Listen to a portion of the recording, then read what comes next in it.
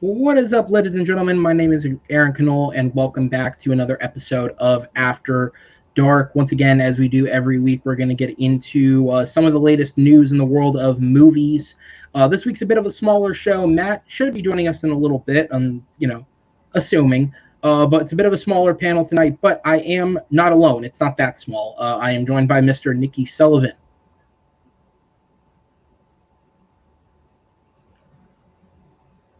All right, there we go. And okay, yes, Aaron. As Lady Sif said, you are alone, and you always will be. Oh, well, thank you. And I'm joined by Mr. Sean Hunter. How's it going? Hello, Aaron, you're not alone. I'm here with you, okay? So you don't have to listen to Lady Sif. Oh, okay. Thank you. Who do you listen to, Lady Sif, or the words of sex criminal Michael Jackson, you are not alone, I am here with you? I want to say he wasn't legally convicted to that. That's my initial response. And you know what? I don't care. I'm not. That's not a political statement on anybody's things. I shouldn't have said that. I'm so sorry. Well, that's a good segue into our first topic of the night, Michael Jackson. Michael Jackson. Lady Sif, please don't kick me in the balls, please. No, listen. I didn't cut your hair. To be fair, child safety is not a political topic. With that said, if anybody could make child safety a political topic, it would be the U.S. government. So, with all that said... everything you say is political right now. It's ridiculous. What I will say is, on the record... I do not acknowledge your politics. On the record, Michael Jackson was not convicted. Bill Cosby was. Both. Why are we talking about this? We don't and OJ probably did it. With that said, let's just touch all of them. Let's just don't touch any of them. No, Jesus Christ, Aaron, kick yourself off the stream. I don't have control over this anymore. Okay, thank you, Aaron. Give me control of the show, and then I can finish it, and you can go catch them all. Or I don't remember the login. Believe it or not, it saved on my computer, so I don't. Here's how the login works. It goes to Beer's email, and if he's at the computer when you do it, you can get the code. No, I know that. I don't remember Beer's email. My problem is I built 5 computers since we've been doing this. Just because everything Beer's given me access to, he gave it to me, and then I forgot it. So I just need to stop doing that. Sure, Beer, use it, Nat. I don't care. That's fine. I'm gonna log in. All right. So before we get into the stories that were planned for tonight, I'm going to pull a bit of an audible because a couple hours before the show got going. So earlier this week, there was a small story that had come out that apparently because of rising cases in the UK and Ireland, the recently released domestically at least, the David Lowery film, The Green Knight, actually pulled its release in the UK and Ireland ahead of rising COVID numbers. And now in the US, Paramount has announced that its next 2 upcoming releases, which are the Paw Patrol movie and Clifford the Big Red Dog, modern classics that they are, have changed how their release will be handled. So Paw Patrol will still release on August 17th. Basically, the reasoning was because they've already paid for the distribution and all that of it. It's so close to the movie anyways. But instead of doing the 45-day wait to go to Paramount Plus that other recent releases did, like A Quiet Place Part 2, it will go to Paramount Plus the day of release. They're not going to wait. They're just going to put it on the streaming service for families to watch. Similarly, Clifford the Big Red Dog has been pulled from its domestic release. It has not been given a new date.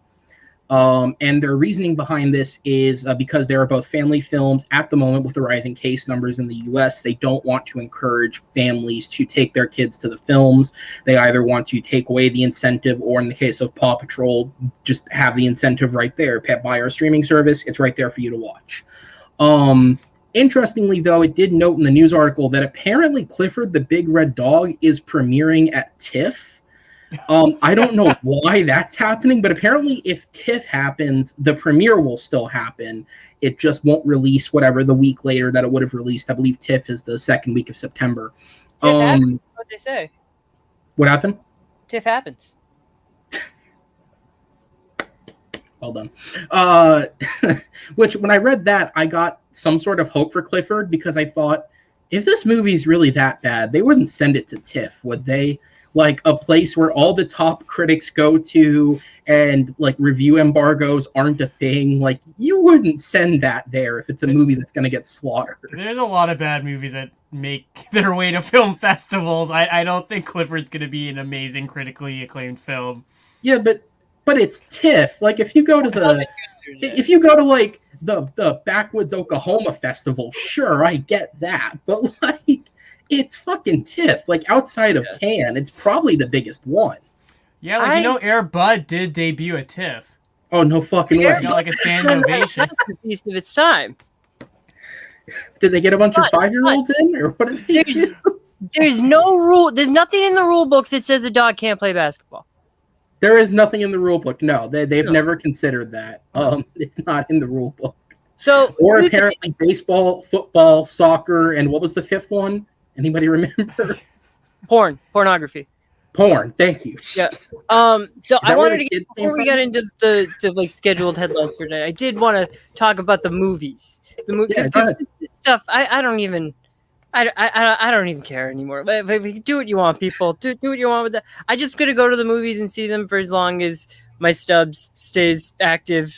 If they lock it down again, I'll stop going. But as long as the stub is active, I'm gonna keep going to see him. I went to see Jungle Cruise today. Pretty good. Nice. Liked it. And I did finally get to see The Furious, and I loved it. You guys suck if you hate that movie. Stop being so goddamn critical. It's a fun movie. It's not meant to be taken seriously. I will say, I also finally saw F9 this week. And it's just so I saw it with my brother, and I knew it was going to be dumb. Like, off of everything I've heard, I knew it was going to be dumb. And it was not even like 5 minutes into the movie, I think, and I just turned to my brother and I just went, wow, so they're just full on owning it at this point. Like this is the dumbest they've ever been, and they are totally owning it. That said, I do think Tyrese's existential questioning of whether or not they are superheroes is a little much. But now, here's a question that I want to ask people, because this goes to kind of the casual nature of the show we were discussing before. But there was a question at the end of Hobbs and Shaw where there's this mysterious voice that's being covered up, and we still don't know who's like the head of this ETI group. Now, there's a line that Charlize Theron says in the movie where she says, maybe you think you're a necessary shock to the system. That was Idris Elba's entire manifesto, Brixton. And you know that because he rapped it at them during the car chase sequence. He comes over the radio and he starts rapping at them. He says, I am the evolution of man and I'll win any way that I can. I shit you not. It's part of the soundtrack. Idris Elba has a rap song. And it's just his manifesto from the movie. But it was quoted in F9. So I'm wondering who could possibly be that mysterious voice. And I'm starting to think that maybe it's Kurt Russell. Maybe it's Gal Gadot. Because they are invincible. And she's like the only one of them that's actually died. And if you watch that movie, I think Owen Shaw, in Fast Furious 6, Owen Shaw had kind of the same fall that Gal Gadot had, except his was a little bit more brutal. And he survived. He's doing squirrel suits in the next movie. I would say Godot is Ja Rule coming back. Oh my god, yes! It'd be such a shock. In one of these? But no, he was in the first one, and then he said no to Too Fast, Too Furious. Oh no shit!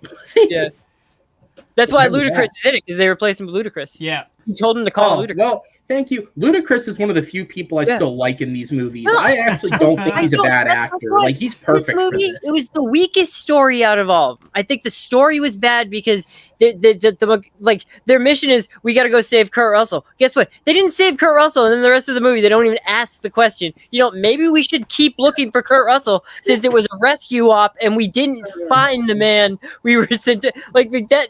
That's the only thing that bothered me. Worth asking, Sean. Have you seen the movie yet? I have not seen the movie yet. I'm gonna go see it in Canada. The major cinema has half price Tuesday, so I'm gonna see it on a Tuesday. Nice.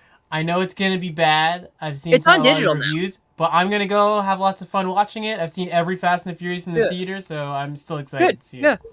Lucky. Yeah, I didn't get to see them all in the theaters. Okay, But I was gonna say this one has a real attempt at a story, so I almost don't want to spoil it. the physics about it, they even show like simulations and stuff with the car rocket thing. It's not as ridiculous as you might think. It really is. The car is basically they use it as a pressurized container that they can use as an exterior craft. They're not relying on it for any sort of transport. It's That just makes more sense than Captain America's shield. So it literally does. Yeah, Well, it does. remember this is my whole thing on this movie. A rocket ship going to space or a car going to space. They brought in a real astrophysicist to help them with the math for that to make sure it panned out. No, they show a giant- simulation on a tablet and it's beautiful. Mwah.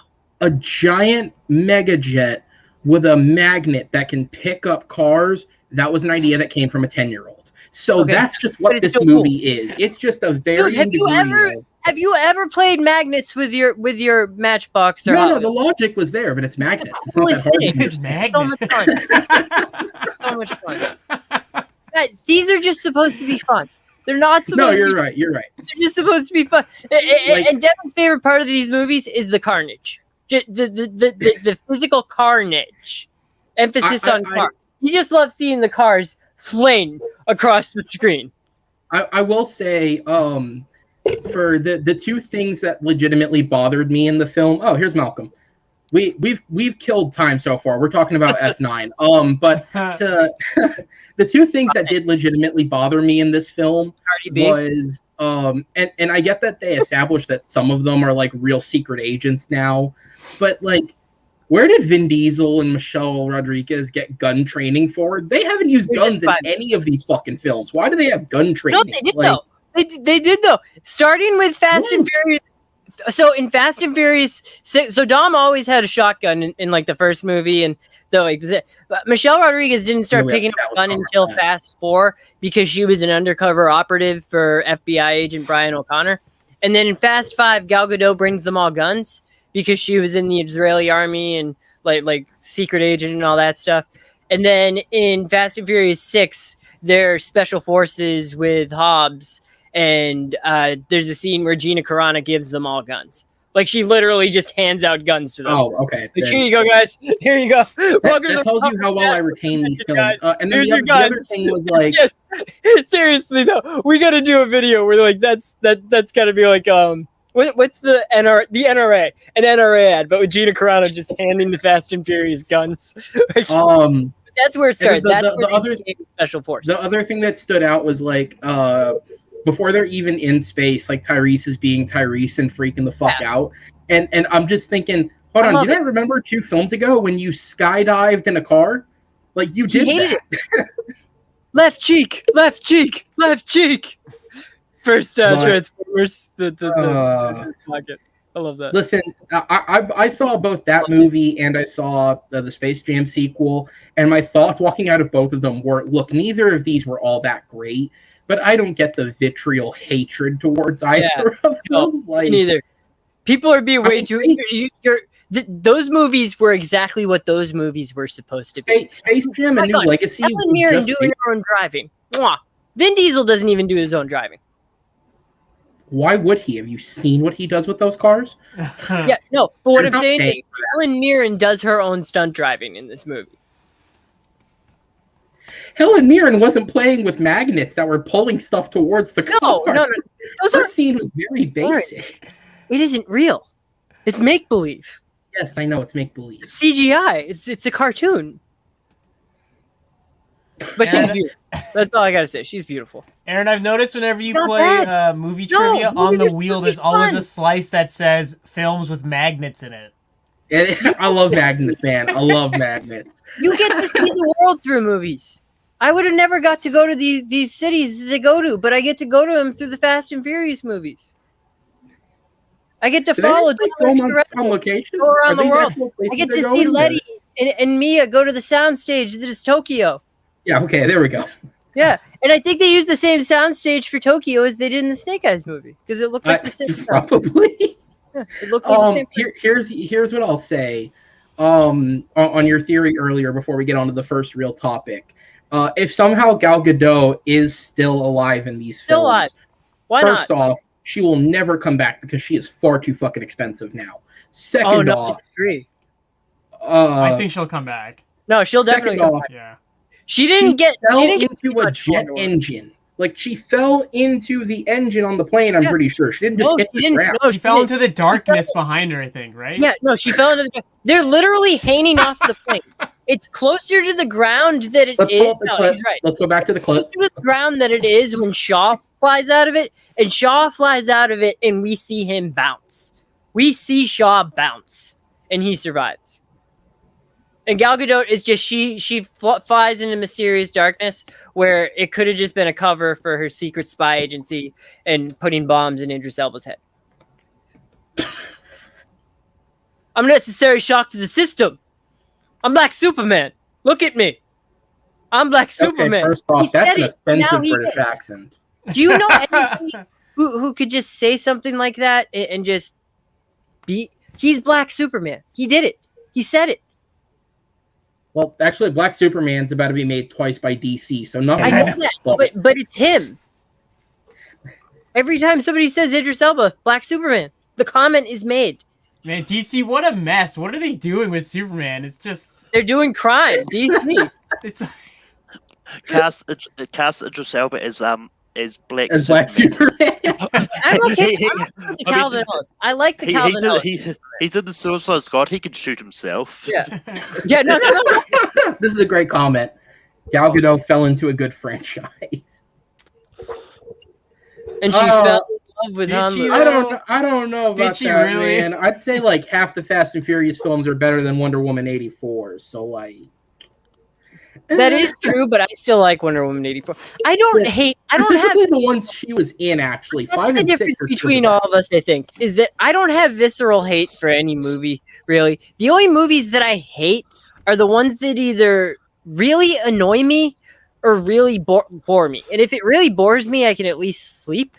But if it annoys me, there's nothing you can do. Like 300: Rise of an Empire, I hated that movie, and it's because it was annoying.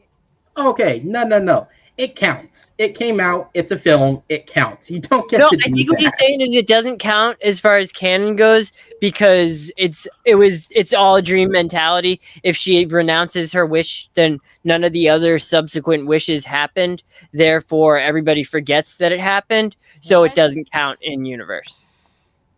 But it still counts in the franchise. Way more thought into that than the filmmakers of the film still exists in that franchise. But what about the temp track score? What did you guys think of the temp track score? As soon as I heard the Batman versus Superman score in Wonder Woman 1984, my thought was, oh, is Batman going to show up? Are they going to kill the Waynes again? Like, I heard the music and I thought they were going to kill the Waynes again. And I wouldn't recognize the music. No, I did. They used a score from Sunshine, I think it was. They used the score from Batman versus Superman. They didn't bother to pay for a full Hans Zimmer score, so they just used the temp tracks that they used when they were editing it. You know how temp tracks work, right? Like the editor of the film puts a temp track in, right, to give the feel of what like the composer. It's just to give like an outline for. And then the director likes it so much they keep it in. Jungle Cruise, you could tell they used the Indiana Jones score several times as a temp track because this movie wanted to be Indiana Jones so bad. Yeah. All right, and with everybody's silent. I shut you all up. Success. I was just thinking, could Disney even do that? Because Paramount owns Indiana Jones, so Disney owns it now. Track. They weren't using it. They were just using it as a temp track. So you can use anything as a temp track as long as you replace it before the movie comes out. It's why Time has been in like 10 different trailers. That's the one. Time. That's the one they used in Wonder Woman. Oh no, it wasn't Time. It was no, Time is Zimmer's from Inception. Yeah. All right. Well, let's move on to something that's a little less confusing than temp tracks. Lawsuits. Now, obviously, the one that everybody knows is the Scarlett Johansson one, and we will get to that. But believe it or not, Disney has another separate lawsuit going on. So let's talk about that one first. Disney's a part of a lawsuit. Well, actually lawsuits, but they're a major company, so what else is new? So with this video, I'm going to tackle the slightly more positive one for Disney, although I wouldn't say either of them are all that good. Because I feel like the sensitivity of the subject would be a little weird for me to start flashing images through the screen. I'm just going to leave this classic Disney logo to remind you they used to once be a wholesome company that we loved as children. With that said, the Walt Disney Corporation is at the center of a new major lawsuit over insurance payouts related to the pandemic, and how this case could go down could have a huge effect over Hollywood studios as they continue to grapple with budgetary fallout from 2020. The core of the case centers around whether insurance companies should be liable for shutdowns of productions that occurred after studios were given the go-ahead to reopen. To break down the details for those who may not understand how insurance relates to films, majority of major productions take out insurance claims on almost every major piece of the project in an attempt to cover themselves in the event of any disastrous situations. Everything from a star getting majorly hurt or dying, to destruction from a natural disaster of property, to general shutdowns by anything, including government mandate. Fireman's Fund, an insurance company that Disney works with consistently, is willing to pay out for the first wave of production shutdown, as those fell under the government shutdown policy that Disney takes out with every single film. And shutdowns happened all over the world in relation to the COVID-19 health pandemic. The issue, and where the lawsuit comes from, falls over the second wave of shutdowns. Studios were given the go-ahead to continue shooting by public governments, but multiple projects have since seen shutdowns that happened again, whether due to COVID case spikes in the area and they're attempting to quarantine their cast and crew and not spread it, or in the event that someone on set catches COVID itself, thus meaning they have to shut down for that person to get better. Studios also had to spend extra money with larger productions, paying for full quarantines for cast and crew if they were flying them somewhere, and setting up bubbles on set to stop cross-pollination of people who didn't have to absolutely work together. An actor may need to see their makeup artist on the regular, but for example, the spare keys and grips that have to do their job on set, do it and then leave before the actors come to set. Due to the number of shutdowns Disney alone has faced, the suit is apparently as high as $10 million. Fireman's Fund believes that they are not responsible for ensuring the shutdowns following the second wave of COVID, as per the U.S. government and certain other international governments, they were not forced to shut down, and it was a decision that Disney as a company made each time. They also never particularly pulled a specific insurance policy related to extra COVID-19 shutdowns, which Disney said was because of the belief that the company would work with them considering the state of the world still. Not much more can be said at the moment, but when interesting developments and eventually a decision is made, it'll sure to be a tidal wave through the industry for studios dealing with the same potential issue. All right, and I have no clue what's happening on Nikki's end right now, so we'll just move on from that. Yeah, so obviously we'll get to the other one in just a second, but this is another huge lawsuit that's gone under the radar because there isn't a star name attached to it.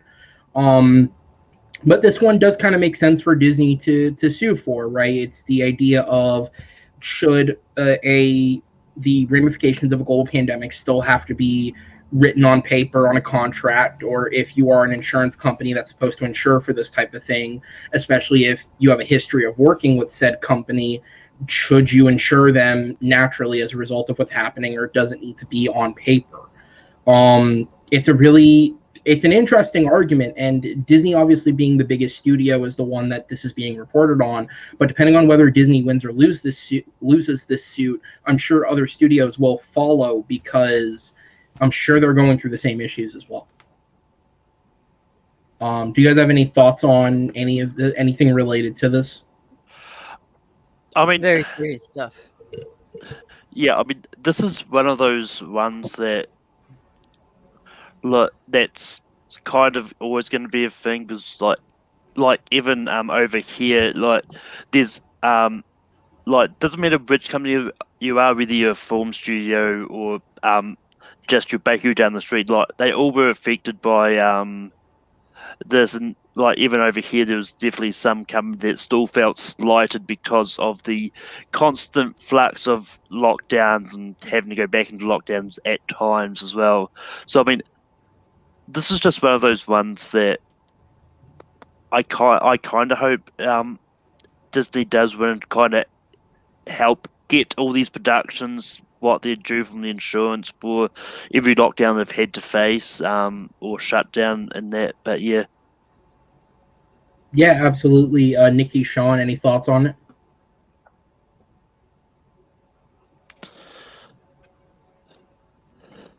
I have no thoughts on it.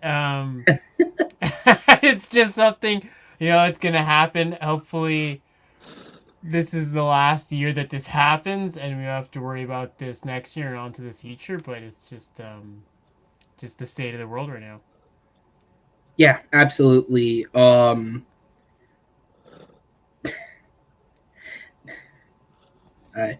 going to display that one instead of all the ones sucking famous people's dicks that he's putting in there. That's really all I got to say. That's my biggest thing the whole entire week was it's a millionaires versus billionaires thing with like the Scarlett Johansson thing too.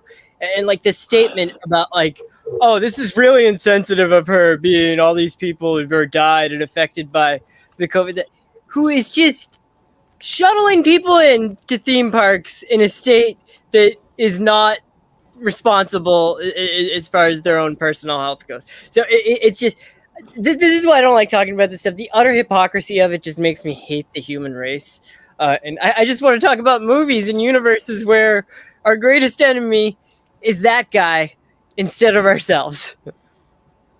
All right. So then, with that said, I think this is pretty fast forward. I'll go ahead and move on to the one that has more interest behind it. And even since I've recorded this video, there's been more developments on it. So I'll follow up with that afterwards. Okay, now on to the lawsuit that makes Disney look bad.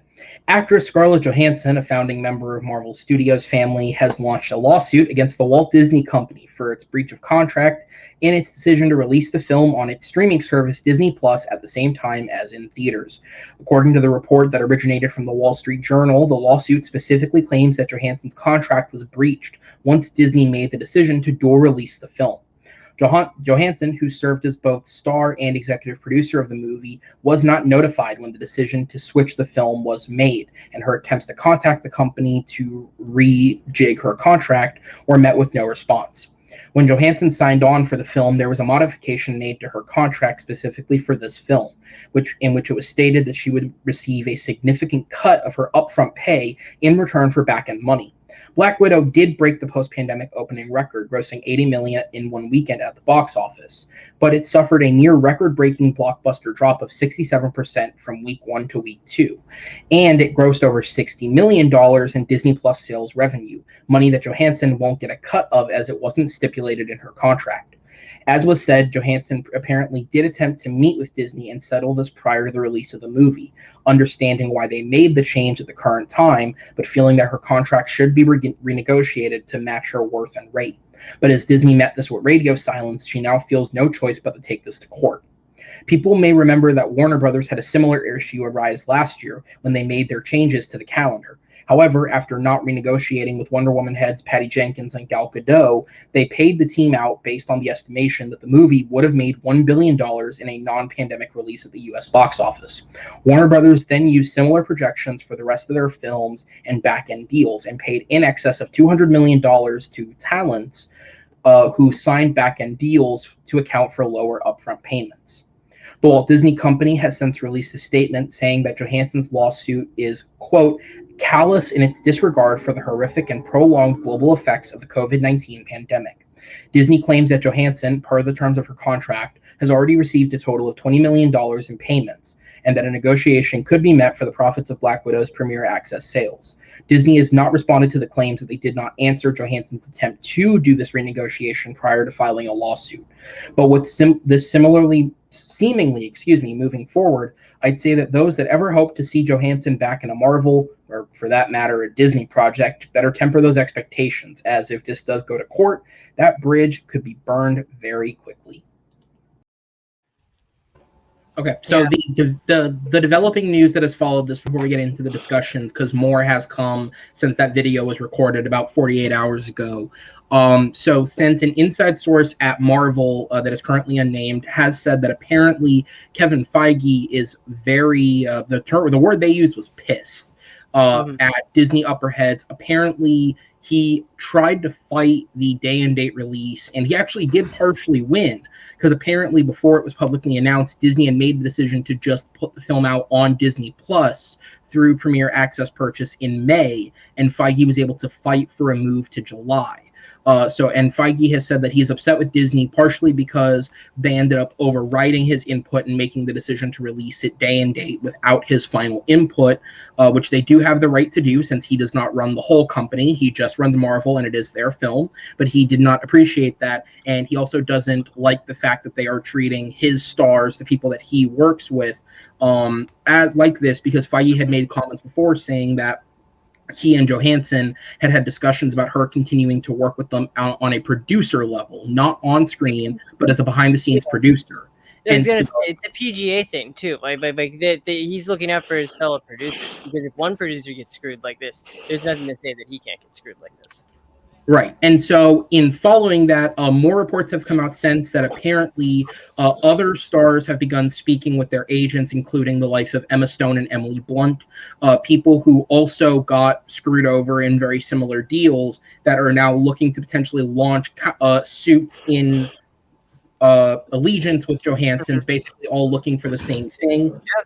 As it's believed that pretty much every star of every recent major blockbuster signed deals similar to this, and none of them were consulted prior to the changes that were made.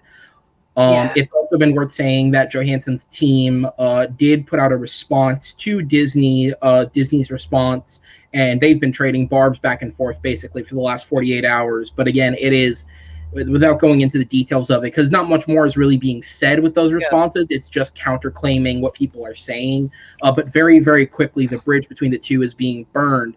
It's also worth noting that, and we did bring this up, I believe, a couple of weeks ago, or it was one of the stories we just never got to, but Scarlett Johansson was actually in production with Disney. She had joined as both a producer and a star on the Tower of Terror film that they were putting into production, though no word has been said on her involvement with that project at this point. If this continues the way it is and does go to court, it would seem very likely that she will probably exit that project, especially if it were to be made and released in the COVID time.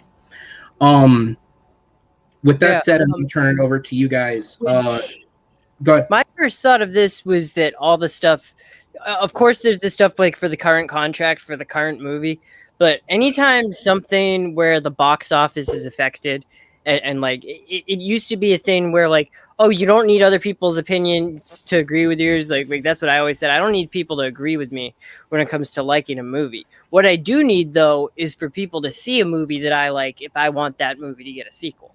So what this doesn't only affect is it affects any Black Widow movie moving forward that even if she wasn't starring in, could have possibly been on as an executive producer producing a Black Widow movie.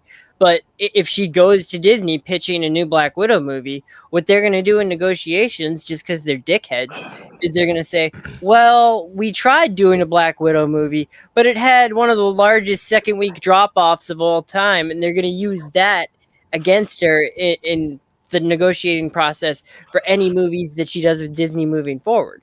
So it's just really, it's almost like them sabotaging their own like success for that movie, because really they could have just sat on it until the entire pandemic was over. I don't think there's anything in there that had. I don't think they would use that argument just because the film was released during the pandemic's not over, and there's a lot of countries around the world where theaters aren't open up. In terms of like this going to court, I don't think this will go to court. I don't think Disney wants to drag this through the court systems. Disney is the House of the Mouse. They're the family-friendly movie company, right? I feel like this is going to be settled very quickly behind the scenes, and Scarlett's going to get a lot of money. I'm more worried about Feige, because I'm worried they may have done irreparable damage with Feige, that Feige might not want to stay with Disney if things like this keep happening to his stars and his fellow producers. No, I'm sorry. Finish your thought. My bad. That's just me. No, Like, I mean, it's just one of those things that it's almost like a head coach, a longtime head coach with a football team, like a Belichick. Like, how much is too much? Like, how thin is the ice? Or like a Tom Brady with the Patriots. Like how you can be loyal to a team for so long, and then at one point you just get fed up with it and you go to San Francisco.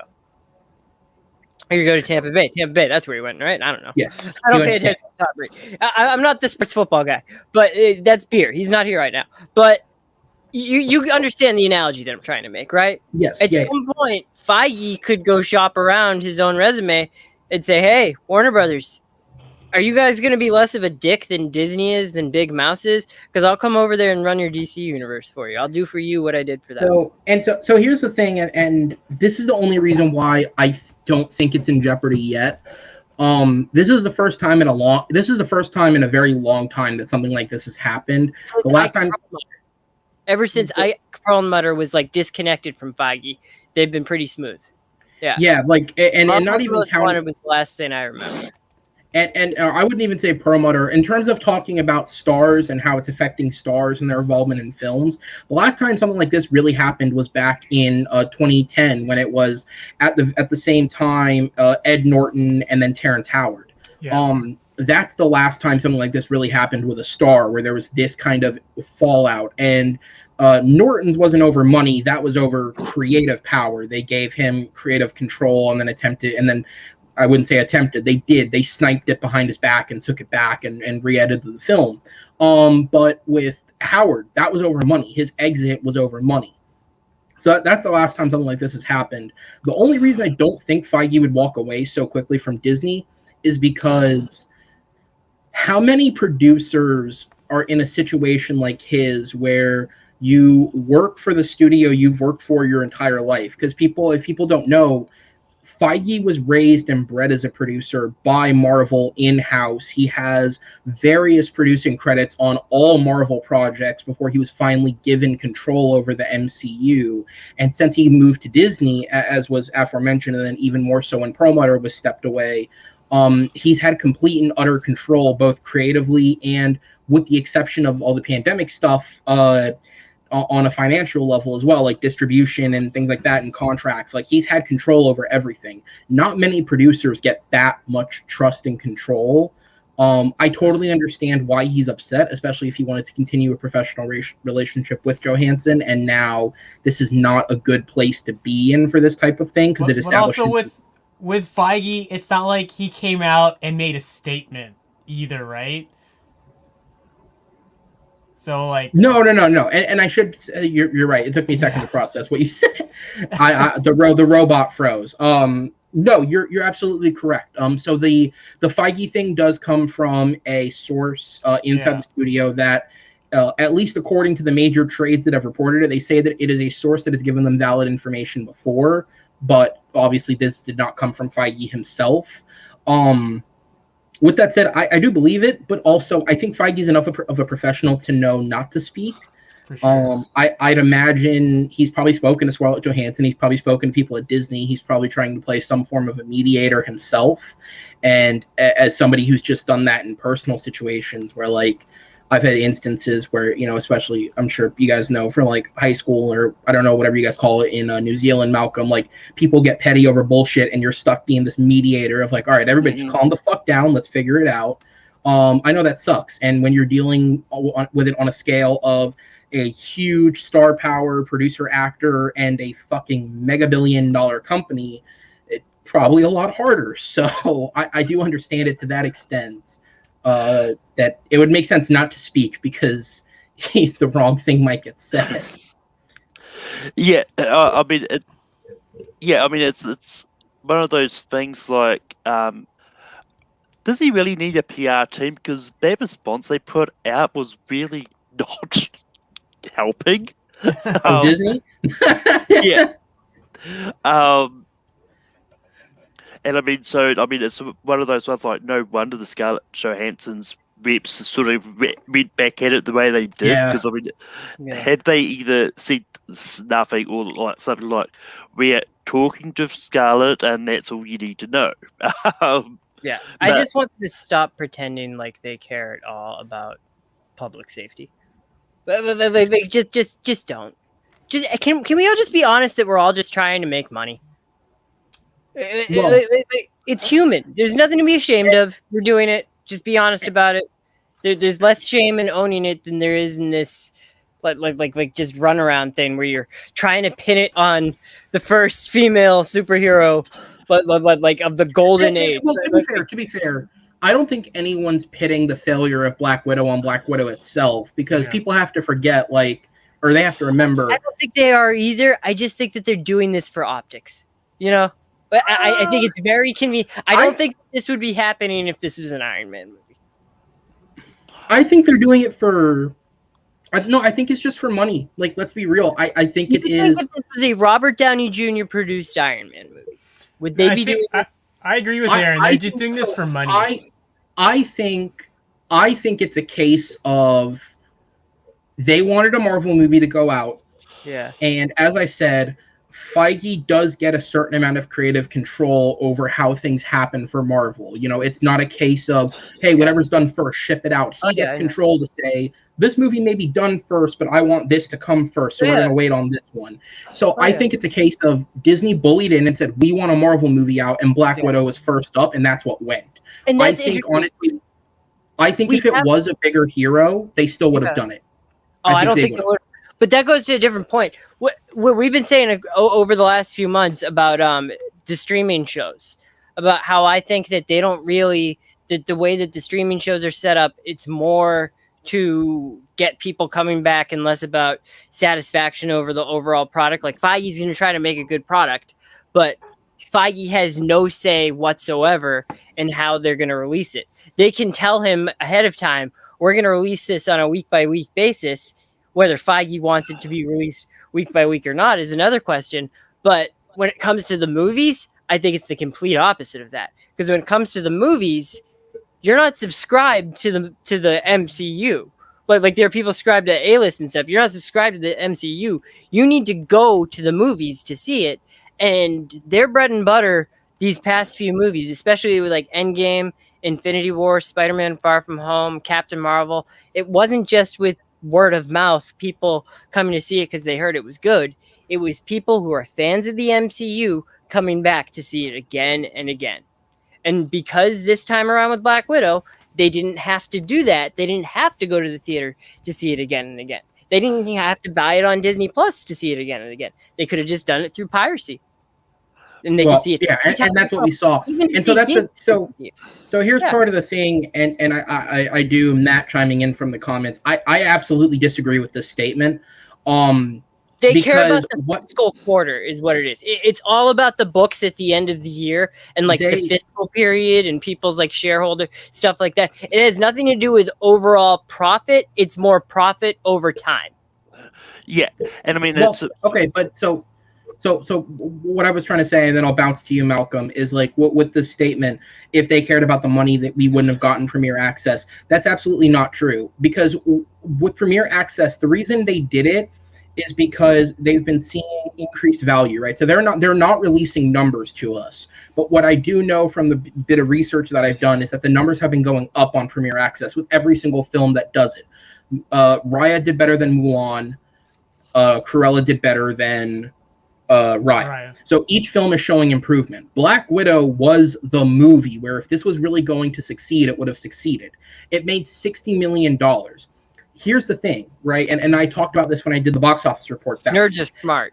Theoretically, if we're looking at this in a non-pandemic scenario, $60 million is what, divide that by 30, that's 20 million households that have bought that film. Now, if we're saying every household maybe has an average of 3, do that math out, that's a lot of tickets sold. You would have made more money at the box office. Accounts too. That's another thing to factor. A lot of people share their Disney Plus accounts. Okay, I can't account for that. I can't. They do not. I can't account for that. I'm just accounting for what the numbers are. I understand that.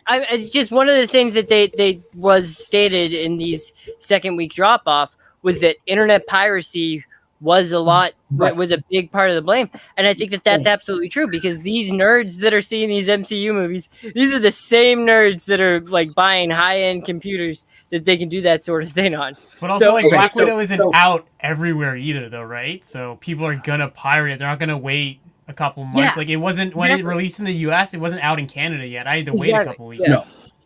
And I think even people that like the theater experience, even if they didn't if they didn't have the premiere access, like if this wasn't available at home, I have the AMC stubs, like the A-list thing. So like I try to use that as much as I can. If I have 3 movies a week, I try to go to the movies 3 times a week to see that. I have one for myself. My father has one. He has the same name as me, so that's 6 movies a week, and he goes to one. That sort of thing. So I probably would have seen this in the movie theater many more times in the first 2 weeks had it not been for the premiere access, which allowed me to watch it at home, which didn't have to go get an Uber to the movie theater, which ended up being a lot more convenient. I like the theater experience more, but once I've already seen the movie that first time, that repeat viewing, it's just as good at home for me. Right. Okay. So, but the point I'm trying to make is I'm trying to respond to you, and I'm also trying to have a conversation with him through the comments. The point I'm trying to make is, and Nikki actually did make the point, it's about the fiscal calendar. 2020 was a year where Disney suffered major losses. They're just trying to do anything to turn a profit, right? Yes, you could keep pushing the movie. You could keep pushing the movie, but you know what? And if we talked about this at the start of the show, what's happening now? A vaccine is out. People don't seem to understand what the term vaccine means. And so now we're at a case where the disease is thing is mutating and cases are going up again. If this continues to happen at that progression, we could go back into shutdown. Countries already have. And so at this point in time, Jesus Christ, what I'm trying to say is they're just trying to push to make money. The decision they made is the decision that makes the most sense at the time when they make money. Because if they keep pushing their film schedules, we don't know when we're actually going to be in a place where it'll be safe enough for that to happen. For all I know, it won't be till summer of 2023 when things have finally reached a point where it can happen again. And so what they're doing made sense. Yes, theoretically, the film would have made more money if you waited till a non-COVID time and released it into theaters, because you can do theoretics with numbers, 60 million, 20 million households, this many people per household, yada, yada, yada. Yeah, and let's be real, so did Trump at the start of 2020. We really don't know what's going to happen. It's difficult to have a conversation when somebody's typing, but the point I'm trying to make is we're still in a place where we don't know what's going to happen. Even if it's not a full on lockdown like some places did, Florida never fully locked down, but there were tons of restrictions put in place for certain things. The country could adapt that model. Not that it was the best model, but they could adapt something like that if they don't want to shut down again. The whole point of this is Disney's just trying to turn a profit. They did what they thought would be best, and in the process, which is where this lawsuit is coming from, they have now screwed over people in an attempt to make a quick buck. Sure, 60 million isn't as much as they could have made elsewhere, but that's also 60 million that's going straight into their pocket that they never made terms with their star, and that's where this is coming from. You also have to look at how much money they've lost promoting this film for like a year and a half or longer. There's no way this film is breaking even. And the thing that people forget about films is, and this was the thing with Tenet, right? This is part of the reason why Chris Nolan pushed for Tenet to be released as early as it was. The longer you leave a film sitting on the shelf, the more money it needs to make in order to be successful, because films aren't just a studio putting everything into it. Films also have investor money that comes from elsewhere, and that investor money, it increments, what the fuck is it called? Oh, fuck, why am I forgetting? It's a very basic credit term. When you owe someone money and they add more money onto it because you owe them.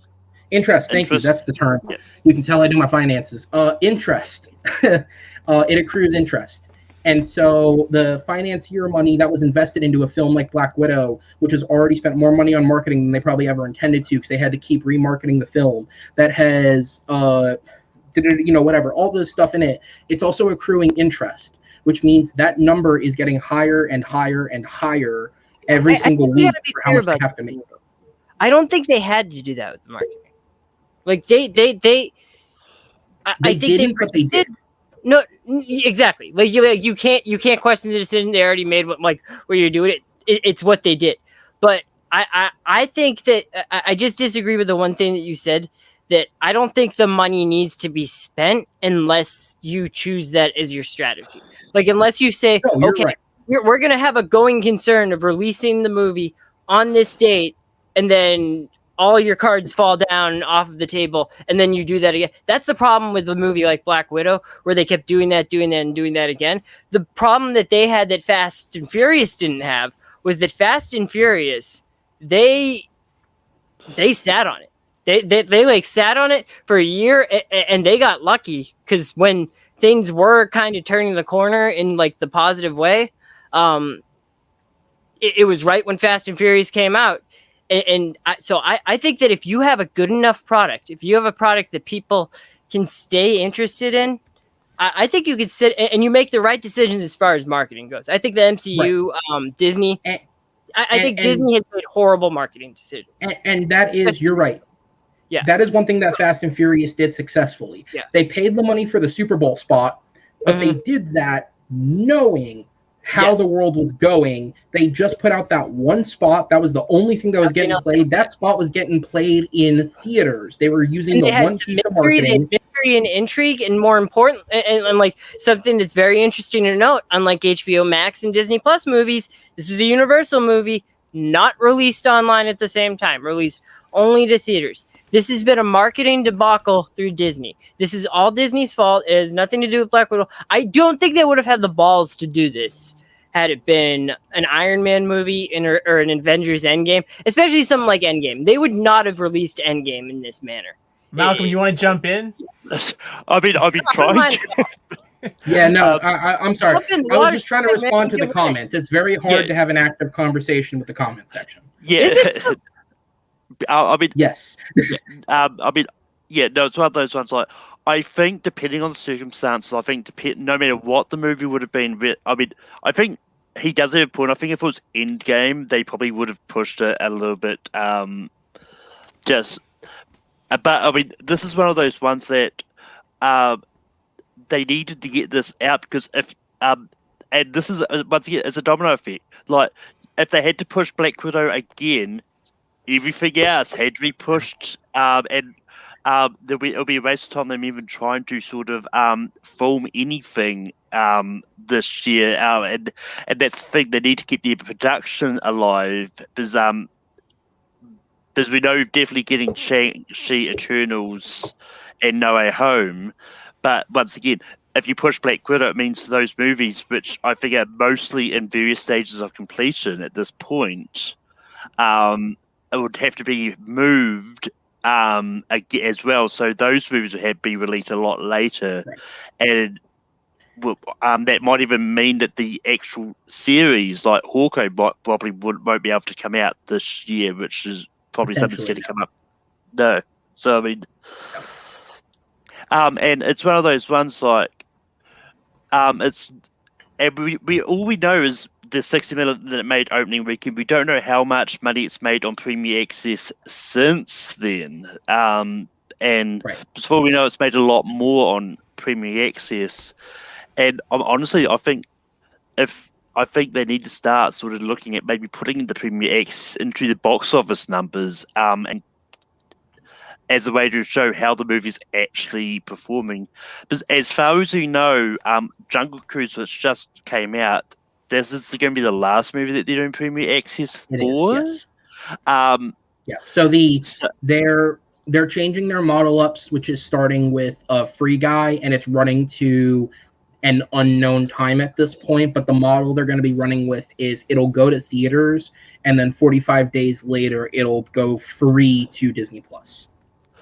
Yeah, and I mean, but circling back around to the lawsuits, because I mean, as far as I know, I think Emma Stone's officially put a lawsuit in. I don't know if Emily Blunt is actually. I mean, I saw news about Emma Stone putting a lawsuit in, but I don't know how reliable that source is that I saw that in. But I mean, if too often for me to keep checking. But yeah, I mean, it's one of those ones that. I mean, this was potentially going to be the last time we're going to see Scarlett Johansson on screen anyway, and I don't know much I'm not about what. sure about that. Well, I mean, That's a different argument. it's a different. I mean, Not it's a everything different. is an argument, man. It's a term. It's a term. But yeah, I mean, like it's because we don't know what the plans are for her specifically. Whether we do get more flashbacks with her in other projects, we don't know that.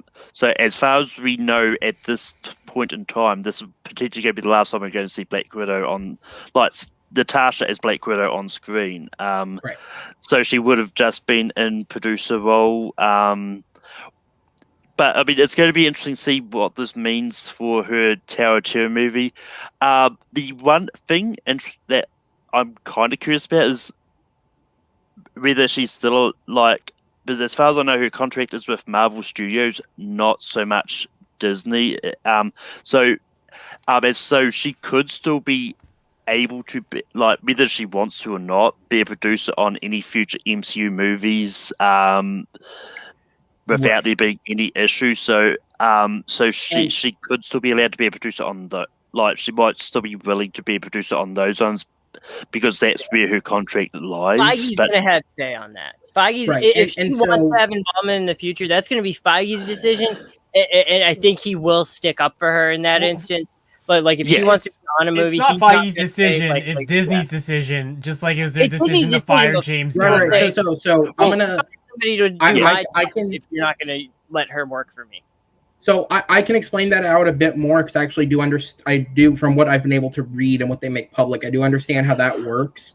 Her contract is with Marvel, but it's Marvel by way of Disney, similar as to how like Sony's the Sony films are, like those actors are signed to Marvel by way of Sony. So Sony has say over their contracts, not Disney.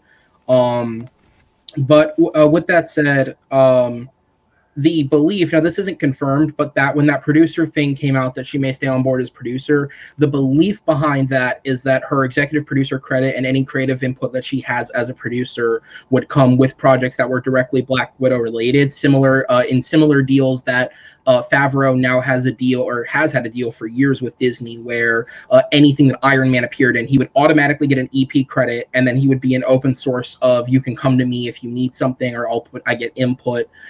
In a similar thing, Gunn signed a similar deal for Guardians, so the Avengers films that Guardians got a credit, same thing for Thor, Love and Thunder, he will be credited as an EP because those characters appeared in that film, and he was allowed to give some sort of creative input on the script, and then whether or not it was taken is on the director. So with that said, I'm going to go ahead and move the show on just because we're almost an hour in. We'll get to some of the other more lighthearted stuff instead of film shutdowns and lawsuits. But the last thing I'll say is I do agree with you on this point. The continuation of non-theatrical releases will kill the MCU eventually. I don't think this one will hurt it too much because Disney made their money back. But I do, if they kept doing it, it would hurt the MCU in the long run. And with that said, we can absolutely make up in 20 minutes, but I'm not fighting because I'm done with this. Go ahead, Malcolm. Well, my last point was, as far as we know, all the future MCU movies are going to be theatrical exclusive. Because I mean, I haven't heard anything that's saying that they're not. So, all right. So, you know what? We have some Marvel news and stuff we can get to, but I'm sick of talking about Disney. So let's talk about something else. Let's give Disney just a little bit of a break.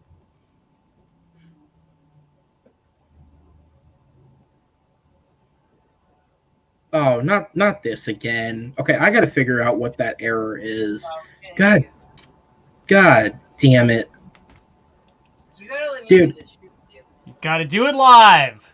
I render these, I check them, I upload them, and then this happens now like once a week. So clearly, whether it's algorithm that's messing with that. Yep, I made a neon sign and put it up on air so that I can walk around without anybody noticing. It doesn't look disruptive. It's not like the dancing Loki. It's just like, hey guys, look at our show.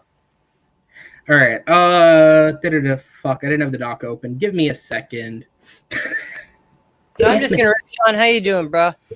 I'm doing all right, man. I bought my ticket for Suicide Squad today for Thursday, so I'm pretty psyched. You going Thursday night? Going Thursday night, but I think Yeah, me and D are gonna go Thursday night when he gets home from work. The big theater in Toronto here in Canada or Ontario, it's that the film's not selling out a lot. I think people are not heading right back to the theaters. They're scared of suicide. They're scared of the squad. They're scared of bacteria. It's all there. They're scared of a let's see if sword this that can works. steal your soul. He's Black Superman, guys. Let's see if this works.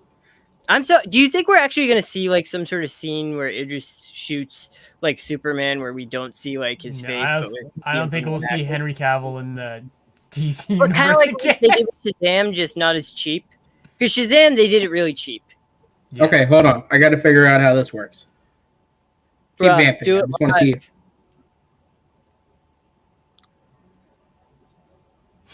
Oh my god. Nope, now It's there's just a straight up issue with it. Okay, so what I'm going to do is I'm going to play the silent images and just read it live. Okay. Because the images seem to be working. It's the audio Everybody hasn't mute come yourselves. We won't interrupt you. To be fair, it may have just been a setting issue because it seems to consistently be the last one that I record is the one that fucks up. So I'm clearly doing You do something. too much work on these, bro. You gotta let me do this. Take a week off. You work so hard. All right. You deserve rest. All right. Here we go. Let's. I don't even know how to respond to that. That's too nice. Let me.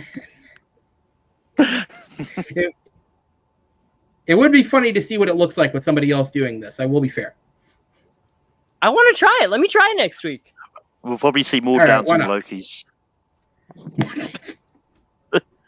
It'll be that or Matt will try and force his Bernie meme in there. It's one or the other. All right, let's do this live. Here we go. All right. It was a close race at the box office this weekend with both debuting films doing okay at best. Old won the race coming in first, which is a win for them as the movie's production only cost $18 million, meaning that it made almost all of it back in just one domestic weekend. And the movie has been turning a profit internationally, meaning as long as it doesn't die off completely next weekend, it should make everything back. Snake Eyes investors will be a lot more disappointed with their film as a potential franchise starter got off to a very slow start, even for the COVID period. Overall, the top 5 was F9, The Fast Saga, which made $4.8 million in its 5th week. Number 4, Space Jam: A New Legacy, which made $9.6 million in its 2nd week. Black Widow, which made $11.6 million in its 3rd week. Snake Eyes, which debuted with $13.4 million in its opening. And Old, which debuted with $16.9 million in its opening.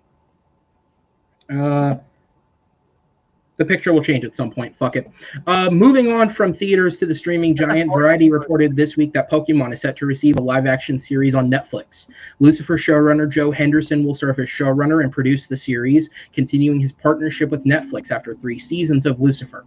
The article also states that the show will have a similar aesthetic and vibe to the 2019 film Pokemon Detective Pikachu, though they couldn't confirm if the two will actually be related. This announcement follows recent interviews in which both stars of the aforementioned film, Ryan Reynolds and Justice Smith, said that they had not heard anything about a sequel in nearly 2 years, with last talks coming right after the release of the film. The series has no release date. Don Johnson revealed through Instagram this week that he is currently filming in Greece, conveniently right near where the sequel to Knives Out is filming. This has people believing that there is a chance he may return for the sequel in some capacity. Previously, director Ryan Johnson had said that none of the films will be direct sequels, though he did leave the door open for connections if they made sense for the plot of the story. How Don Johnson's character, who was left at the end of the first movie as the estranged husband of Jamie Lee Curtis, would fit in is unclear with how little we know about the plot of the film. But if it's all true and it works out, he's certainly a piece of from the first film that fans might be happy to see back. Will Smith is returning to Netflix with one of the current great action directors.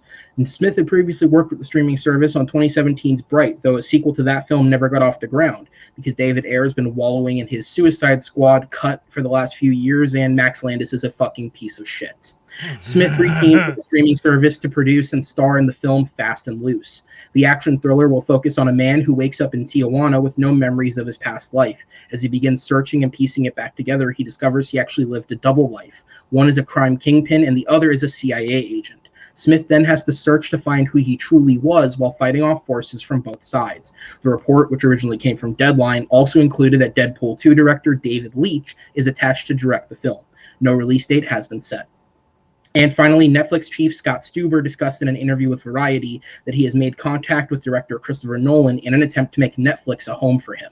Nolan had a very public falling out with Warner Brothers last year, publicly condemning their decision for dual releases through 2021 and the lack of consultation and discussion with filmmakers about their films and the way they'd be released. Something we've seen a few directors, most verbally Denis Villeneuve, fight back against publicly this year. Nolan later said that he does not see himself wanting to work with Warner again unless things were to change. Stuber has said that while Nolan and Netflix is far from a guaranteed thing, he feels that if he has something to offer Nolan, he may as well shoot his shot, especially as he is a big fan of the director's work.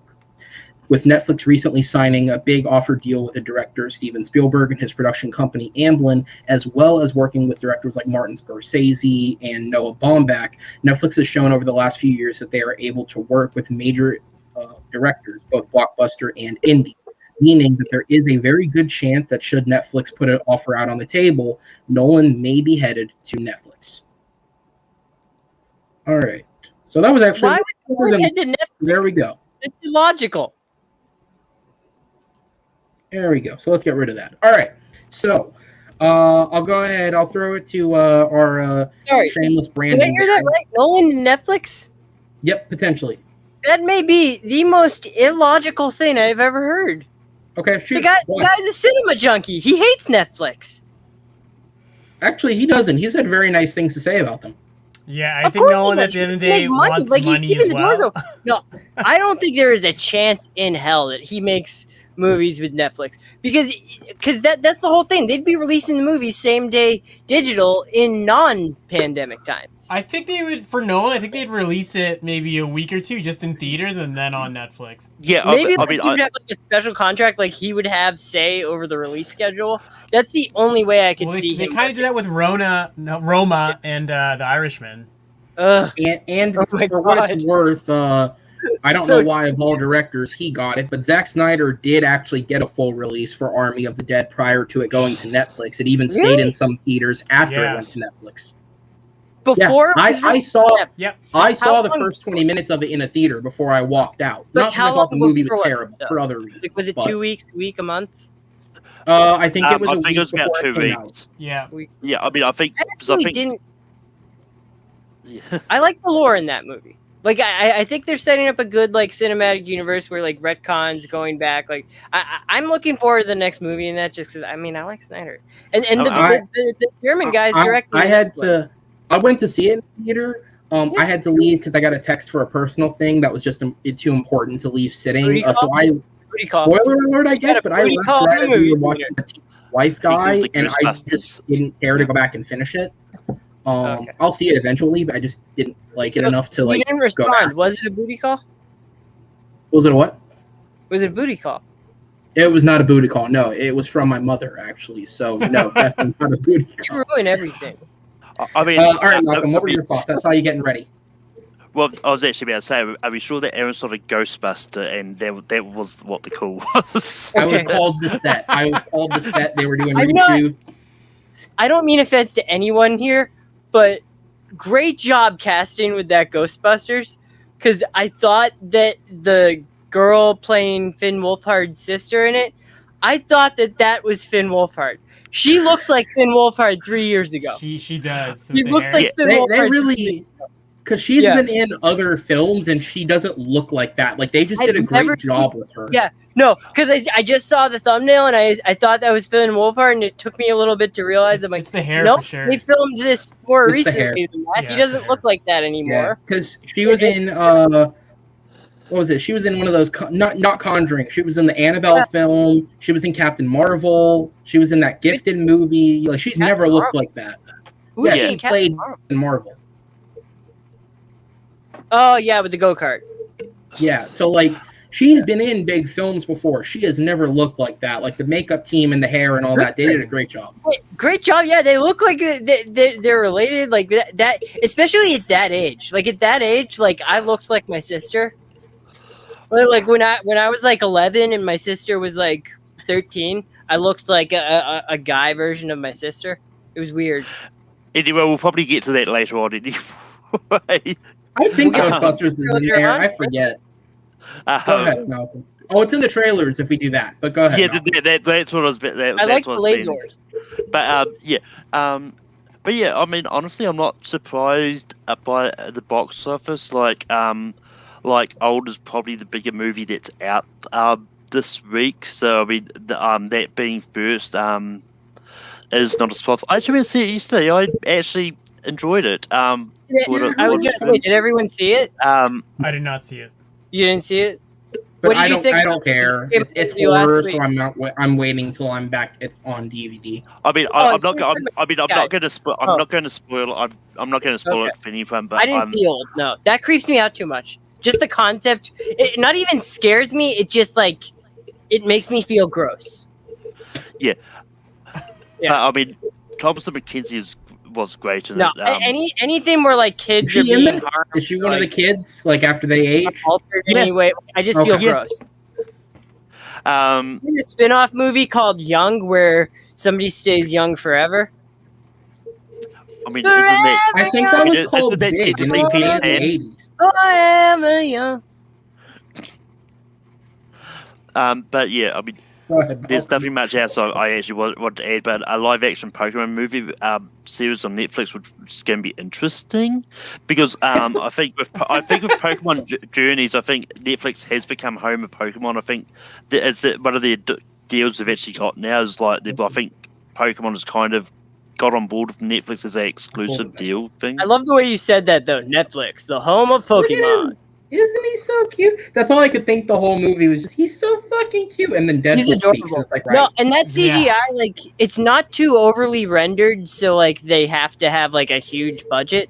Like that sort of thing can go through like 10 more renderings to make it look more photorealistic, or you could scale it back a little bit to make it look less photorealistic, and it wouldn't really change how it looks with the movie, just because Pokemon are these like otherworldly creatures anyway.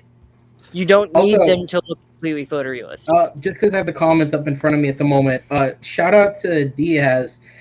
He's absolutely right. They did make a film where somebody stayed young forever. It's called Age of Adeline. It's not that good. It's not good, no. That's why they don't make movies about my life. It was not that good. I mean, Blake Yep. Lively got some from Harrison Ford, so I'm sure she had a great time. You know but, what I want? I really want to be in a movie. Go to Hollywood. No, I can't do that. Why? I don't get to move where I want to. Okay, fair. But look, reach out to like all the Boston boys. I'm sure they got reps. I'm sure Matt The and Ben have been Boston looking for a boys. reason to go home. We're the Boston boys. Matt, Ben, Casey, Ben, Mark. Yeah. Hey, Mark Mark Wahlberg, Wahlberg. if you're white. Can I play your son next time you do a movie? I think going back to the news topics, the Will Smith film, Why? I feel like I'm kind of over him as an action star, and I don't think he could do it anymore. Aw. Like, he's not a Tom Cruise, he's not a Keanu Reeves, he just can't move like that. He can't. Dude, Well, He's too well, old. Part of what helps is how like dare you? it's weird to say because I certainly can't. I can't say that Will Smith is aging badly, but it's this weird thing where it's like a certain part of it is appearance. Tom Cruise has like the best Botox people in the world, so he hasn't aged a day in 30 years.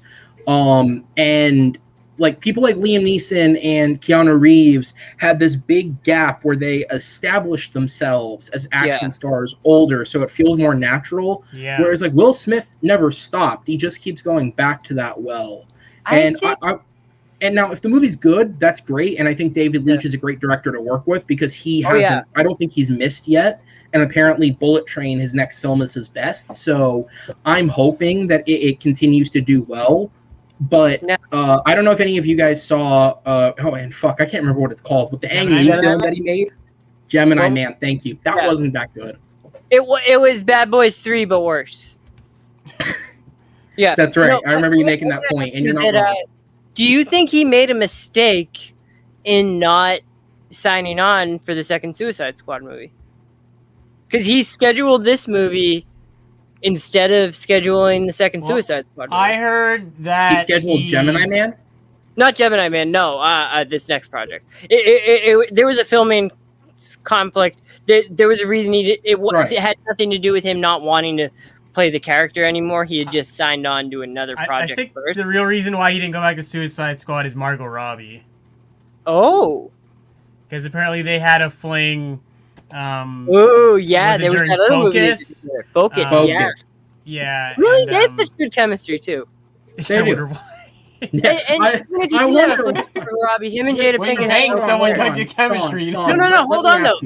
Getting into Will's personal life, him and Jada Pinkett have a very public open marriage. Yes. So like Jada Pinkett's boyfriend is Mark Anthony. Is that true? Yeah, that's true. No, they have an open marriage. So if he had something with Margot Robbie, it was completely amicable. Like between him and his wife. Do they have an open marriage? Because that whole thing about that rapper was a huge thing last year. That's like, as far as I know, they have an open marriage. Like there was a really bad diss track with a Rick Ross verse and everything. Like that was a real thing. Hey, not everyone is going to be respectful about Rick Ross verse. I'm just being real. I like him, but that was bad. Because I also heard one time that Will Smith ran out of their home after catching her and Mark Anthony together. But then later on, it was like they were talking about candidly that they had an open marriage. So I don't know if that was like a cover story. I think they do have an open marriage, but I think the issue is between like him and Margot Robbie, though, not him and his wife. Yeah. Do you think it's maybe him and Jared Leto? Well, Jared's not in this film, so I don't know what that is. But I mean, you never know when he's going to pop up. I mean, for all we know, Will Smith might have a cameo in this. We just don't know. I mean, shit. I had heard that he was filming something at the same time. I just don't know what it was. So if James Gunn is a success with this movie, and I know he did this after he was fired by Marvel before he was rehired, is there anything preventing him from doing another Suicide Squad movie? Technically, yes, and it's a new story if we get to it later in the show. Okay. Are you sure? Or is that I'll probably none of the DC stuff is huge, so I'll just bring it up now. So before you bring it up, James Gunn does another Suicide Squad movie. I want Will Smith to be in it. Go ahead. Before you bring it up, James Gunn, he's doing all this press and he's completely gray. It's like the most shocking thing in the world. He died that color. Has he been dyeing his hair for years? And dyed his beard too. Yeah, because it's white. It's not just gray. It's white. It's crazy. It's like he was in the old film. I have an uncle who looks just like that, and it's natural, so it can happen to you. I think he just dyed it though, because I'm dyeing my hair tonight. Guys, like dyed it white, or he was dyeing it black for the past couple. I'm dyeing it black. Yeah. No. He's saying has Gunn been dyeing his hair for years, or it's a reverse goth thing, you know? Sick. Is it? Okay. Diaz, I think is right. Hair. It was Aladdin. They were filming, or they were originally going to film around the same time. That's what it was. Yeah. Mm-hmm. And that's why the schedule changed, because he had booked like Aladdin, Gemini Man, and Bad Boys all basically went back to back to back. And I think it was Aladdin at that time was what should have been filming, and then it got shifted. But they'd already cast Idris anyways, so they were just like, fuck it, it's not worth going back. And Idris was originally supposed to be Deadshot, but James had so he could come back to the role later. Right, yeah. So clearly it's not an issue between him and DC. Now, if him and Margot had some bone time on the side and they're not getting along too well, then that's on them. Maybe he'll be in a movie that Margot isn't in. Maybe he'll be in a movie that Margot isn't in. Maybe they kill Margot Robbie off in Suicide Squad. And I don't think they'll kill her off. She's too much of a commodity right now. They're not going to kill her. Yeah. She's the one person who lives. I bet you. If there's one person who lives, it's her. Great. She's perfect. Well, Will Smith was trying to be like The Rock and get a whole lot of movies in production. The Rock I don't want to... The Rock twice has successfully gone, I don't want to do the main entry in your franchise. Give me a spin-off, and it happened. So... Here's the thing, though. I love Hobbs and Shaw. Oh no, it's fun. No, it's the same. I think that movie's fantastic. Like that's what I go to the movies for. Just fun. Anyway, Aaron, you're about to say why James Gunn Yes. might not. So, Gunn revealed through Twitter, because he does these Twitter Q&As, and he revealed that apparently he has actually already entered talks to return to direct a film for DC once production is complete on Guardians 3. But he said that one of the things he specified in the talks is that he doesn't want to do something Suicide Squad related, because he just did the film and then Peacemaker, which he directed 5 episodes of and wrote the whole show. So he doesn't want to do something Suicide Squad related. If he does come back to DC, it'll be something completely unrelated, at least at the moment. Is there a release date on Peacemaker? January, but that's as good as it gets. We don't know the actual date. I mean, I think it was a case pivoted of... with their TV stuff. So it'll be, I can tell you this much, it'll be 8 episodes long, and the first 3 episodes will air on the same night. That's fantastic. And then it'll go week by week for the remaining 5. No, because DC has, I think they've made a turn in the right direction with all their TV shows. Because I think that the ones that started, unfortunately, like Flash, Legends of Tomorrow, Supergirl, those ones are almost of an old era. Everything that they come out with now is in this film aspect ratio that's a more traditional, like, cinematic aspect ratio. And I think that they've just kind of upped the quality of what they're doing, because they know that whatever they release, even if they release it on CW or another network, after it airs on that network, it goes to HBO Max. So they really up the quality of their TV shows. Rather than playing the video, since the DC stories were all rather quick, I just filled it out, giving a bit more detailed description. I'll just read off the other 2 that matter. The third one we don't really need to talk about. So they're both casting rumors. So apparently the first one is that apparently, despite previous literal reports from J.K. Simmons himself that he had not been in contact with DC, apparently DC has actually reached out to him now and is considering bringing him back for Batgirl should the contracts all go through. And then the other one is in a leaked set photo that's since been taken back. Actor Jaimon Hunsu was seen on set in costume on the set of Shazam! Fury of the Gods, meaning he could return in some capacity as the Wizard, the character he played in the first film, who did die when he gave Billy his powers. So it obviously probably wouldn't be a very big role, something very small, but he was seen on set, and it was legit enough that DC had the pictures removed from the internet. Yeah. Go ahead, Malcolm. Yeah, no, what I was about to say is the J.K. Simmons one threw me off a loop when I saw it, because that's going to confuse things for people. And well, yes, I know it's like the multiverse, all that stuff, but everyone's now going to think this Batgirl's going to be in the Snyderverse and that they are going to continue on. Which, I mean, before we know, that could be their plan. It could be a subtle way to continue the Snyderverse, but I don't think so. I think so. What the article said, because I can't answer that a little bit for you. This is what I mean, where there was like details that padded out the video. Basically, what was said was that if he should come back, this would play into something that like the trades have been hearing, which is that apparently the concept of the DCEU is something that will continue on, but the actual Snyderverse, in the sense of Snyder's involvement in the films, is something that will not. So J.K. Simmons was obviously cast for a Snyder film originally, but in the world of the DCEU, he is their Commissioner Gordon. So just because he reprises his role does not mean that it's Snyder's creative input that's affecting it. So that, and I think that's the distinction that people have to make, and that people forget this was the DCEU, not the Snyderverse. And so that's what's continuing. The reason I kind of brought that up is, as we know, is Jeffrey Wright is the Commissioner Gordon in the Batman. Yes. So that is where the confusion, I think, is going to end up happening, because Because I mean, everyone's assumed that the Batman, even though may not be officially part of the DC because it's a different person, like a lot of people assuming that they're just spinning off into doing all these not really connected kind of stories, and it's just going to be it's just all over the place. Well, I mean, there's I also like the JCPD show too, right? Yeah, so which is right.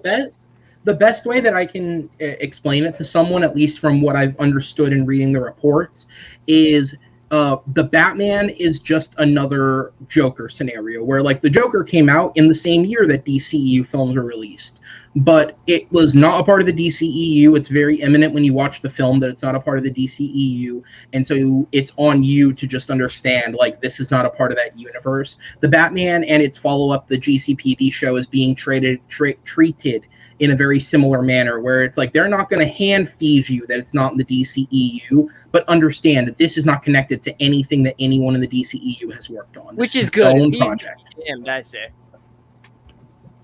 Yeah, yeah. I mean, it's one of those ones. Like, I like it. I just don't know how a lot of the fans are going to take it. True. I mean, and like Nikki, I know you're a fan of his, but I speak for people who aren't you, because at least you're level-headed and there can be a discussion had. Snyder dick riders, get over yourself. Get over yourself.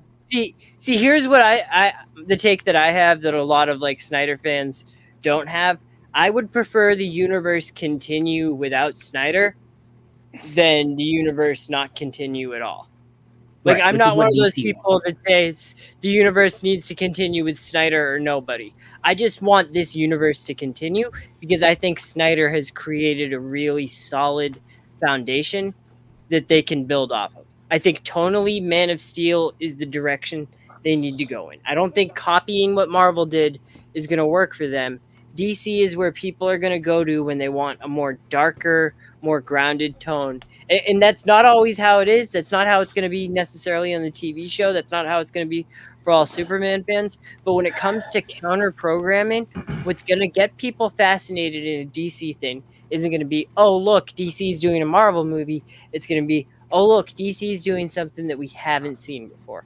And that's why Joker was successful for a lot of people, was because it looked like something that they haven't done before, even though it wasn't DC at all. It's not a DC movie. With that said, before I turn it over to you, Malcolm, I am going to sign off now, guys. All right, brother. Thank you for being here. So I'm actually, before you check out, if you want to say what's up to him before I fill your spot, Matt, if this wasn't your channel, I'd tell you to change your name. But with that said.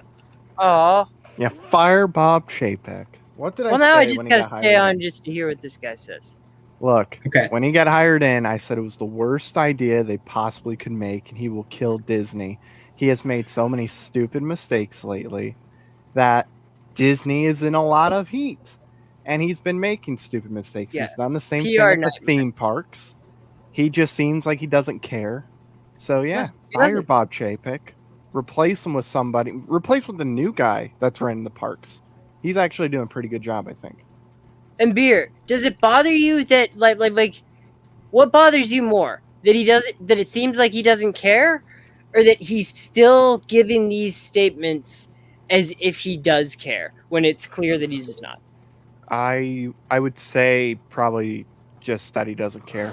Or it with seems me, like if you're not going to care, at least like be a businessman. At least say, hey, this is business. It's not personal. Business is business is business.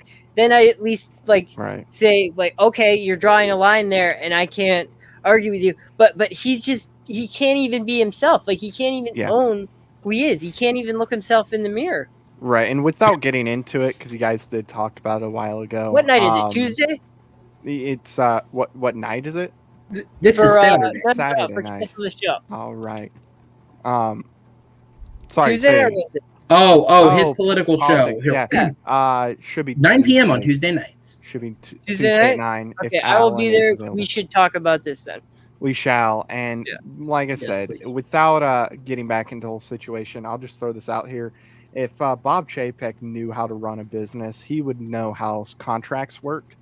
So, he would have worked something out prior to Black Widow being released. He would have worked something out with Scarlett and the other people. What was his prior career there? He worked theme parks last. He was in charge of the theme parks, gutted all the live performances, that they had. There was a lot more than what they do now. He got rid of other things to save money, but that's why it's people just such want a different increased industry. Cost. It's just like such a different industry than the film Yeah, industry. say theme parks is Like, one thing. yeah. Running a business that has movies, theme parks. I'll throw, I guess, food and all that in there because they do make Disney themed like ice cream. Like they sell the Mickey Mouse ice cream bars at Publix and some of the other places. Yes. I mean, I love those waffles. Video games. There's I a don't lot. remember anything about my childhood, but I remember those waffles, those Mickey Right. Mouse waffles. Yeah, and then in the hotels, Yeah. it's the hotel completely industry. different The than bus system is theme trash.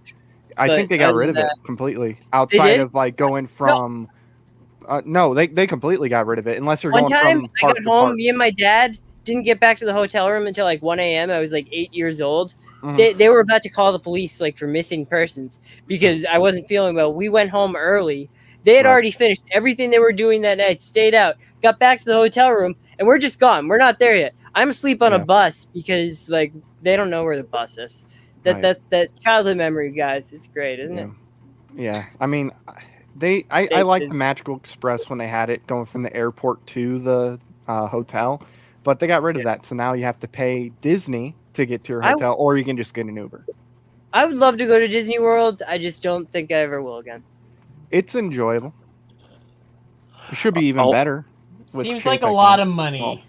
Yeah. I mean, It I want to is. go. It is. But still, it is. I mean, But I if- want to go to Disney World, but it depends on if Yeah. until America gets their ass into gear of COVID and they open up flights again from New Zealand. So You go Well, I Disney mean, World We'll China. see you in True, you could do 2032 that. at the rate Or we're Paris. going. I have a tranquilizer gun idea that I'll Paris. pitch on Tuesday night. What? That We should have. Okay, I'll tranquilizer gun plus COVID vaccine equals. right. I think that goes against a few of the amendments in the U.S. They're doing Constitution. that anyway. True. I mean, I think Trump already went Okay, against a few of own the it. amendments himself. Own who you are. Okay, fair enough. But you know, You could have Uh, one of those blow guns where it's just. But I will just real quick because we're what on the third topic or whatever. that I don't know. I've hopped lost into. count.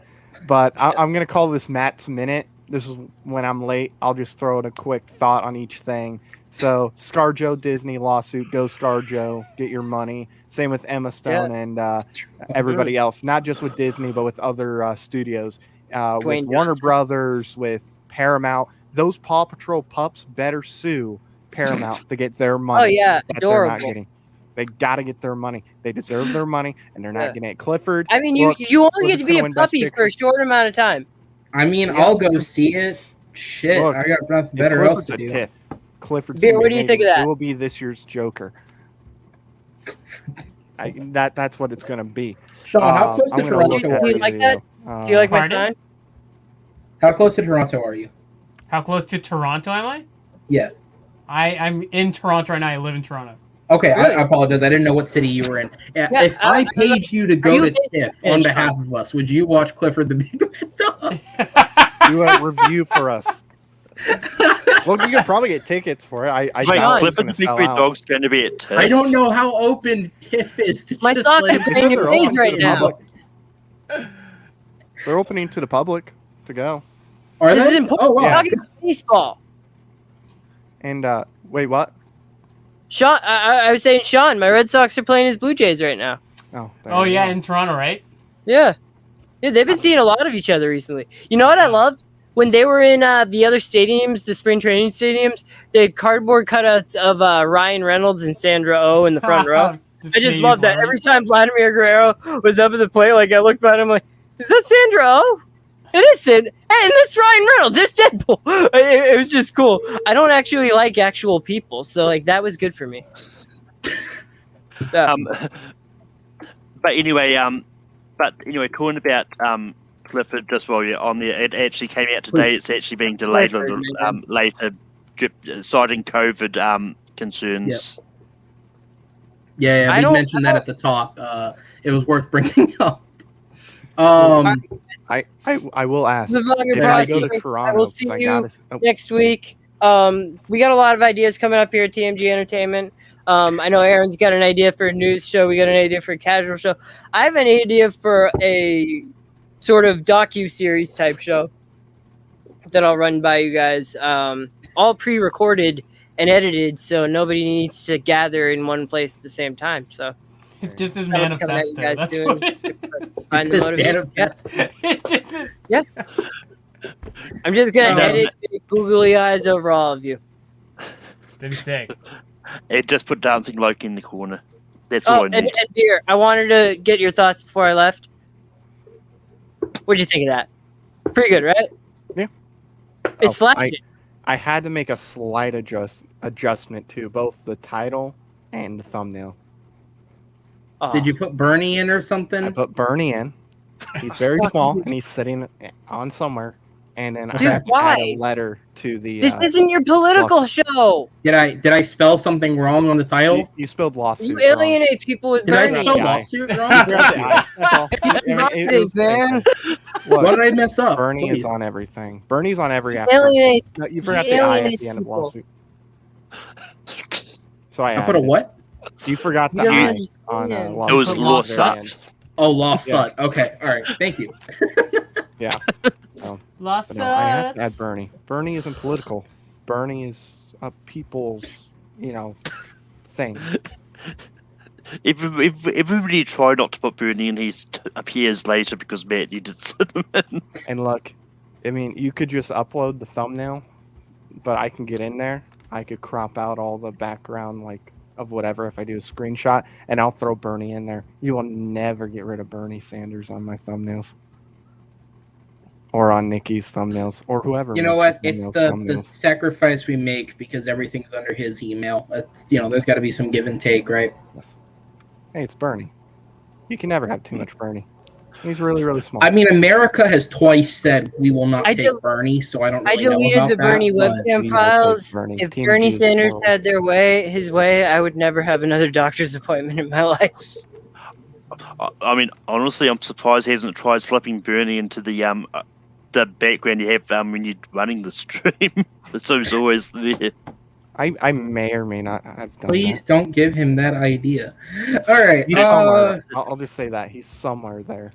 But I made him anyway, really, really, really small. the last there. thing I was actually saying about J.K. Simmons is it depends on how the origin they're doing Batgirl, if they're keeping it related to J.K. Simmons or not, because they're kind of because Leslie Grace's cast as Batwoman, it's kind of slightly different ethnicities, I think. I'm not trying to assume J.K. Simmons' ethnicity whether it actually works, but I don't know if it works with J.K. Simmons as Jim and Leslie Grace as Barbara.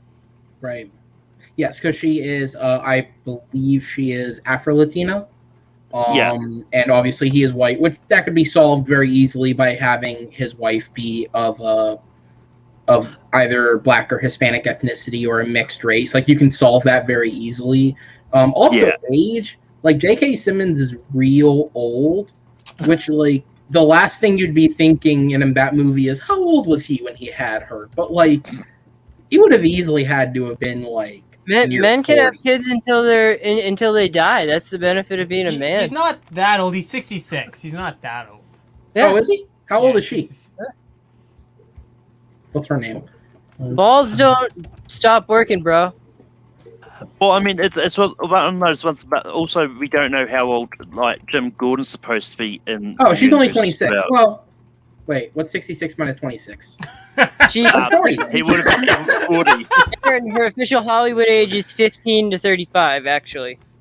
Okay, so yeah, so So- he would have been like 40 having her, so I was right. Yeah, Either way, yeah. I mean, as I said, this is I what this think show it has depends- come to.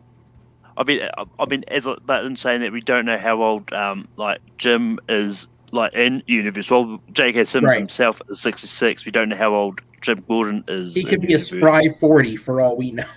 True. Just an ancient looking 40. I mean, And I mean, Jimon Honsu on set of Shazam 2. I mean, if it's true, I mean, no, I'm not surprised. I mean, they could do a flashback or something.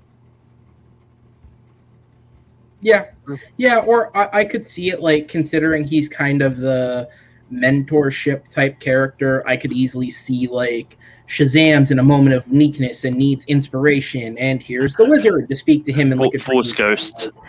It wouldn't be the first time a film's done it. It won't be the last. It's a trope that works. Exactly. The Force Ghost. I mean, shit. Star Wars itself has done it how many times now? I mean, in F10, Paul Walker appears to Vin Diesel as a Force Ghost. I'm calling it now. No. I'm really disappointed you didn't show my comment, Aaron, where I said after the 9th movie, I'll pull it up. It doesn't have anything bad in it. Don't worry. Don't worry at all. I didn't like. Sorry, I can only keep up with so much. I didn't put we love Google, we love Disney. Here. After 9, I think I'm done with the trash. Get it? Because those movies are trash. 10 will bring you back around. Just watch. Yeah, Vin Diesel will probably make it. I mean, I'll believe it when I see it. Yeah. 10 will bring you back around, and 11 will be so good you'll be bringing out adoption papers to join the family yourself. That's what's going to happen. I'll be like, Finn, please adopt me.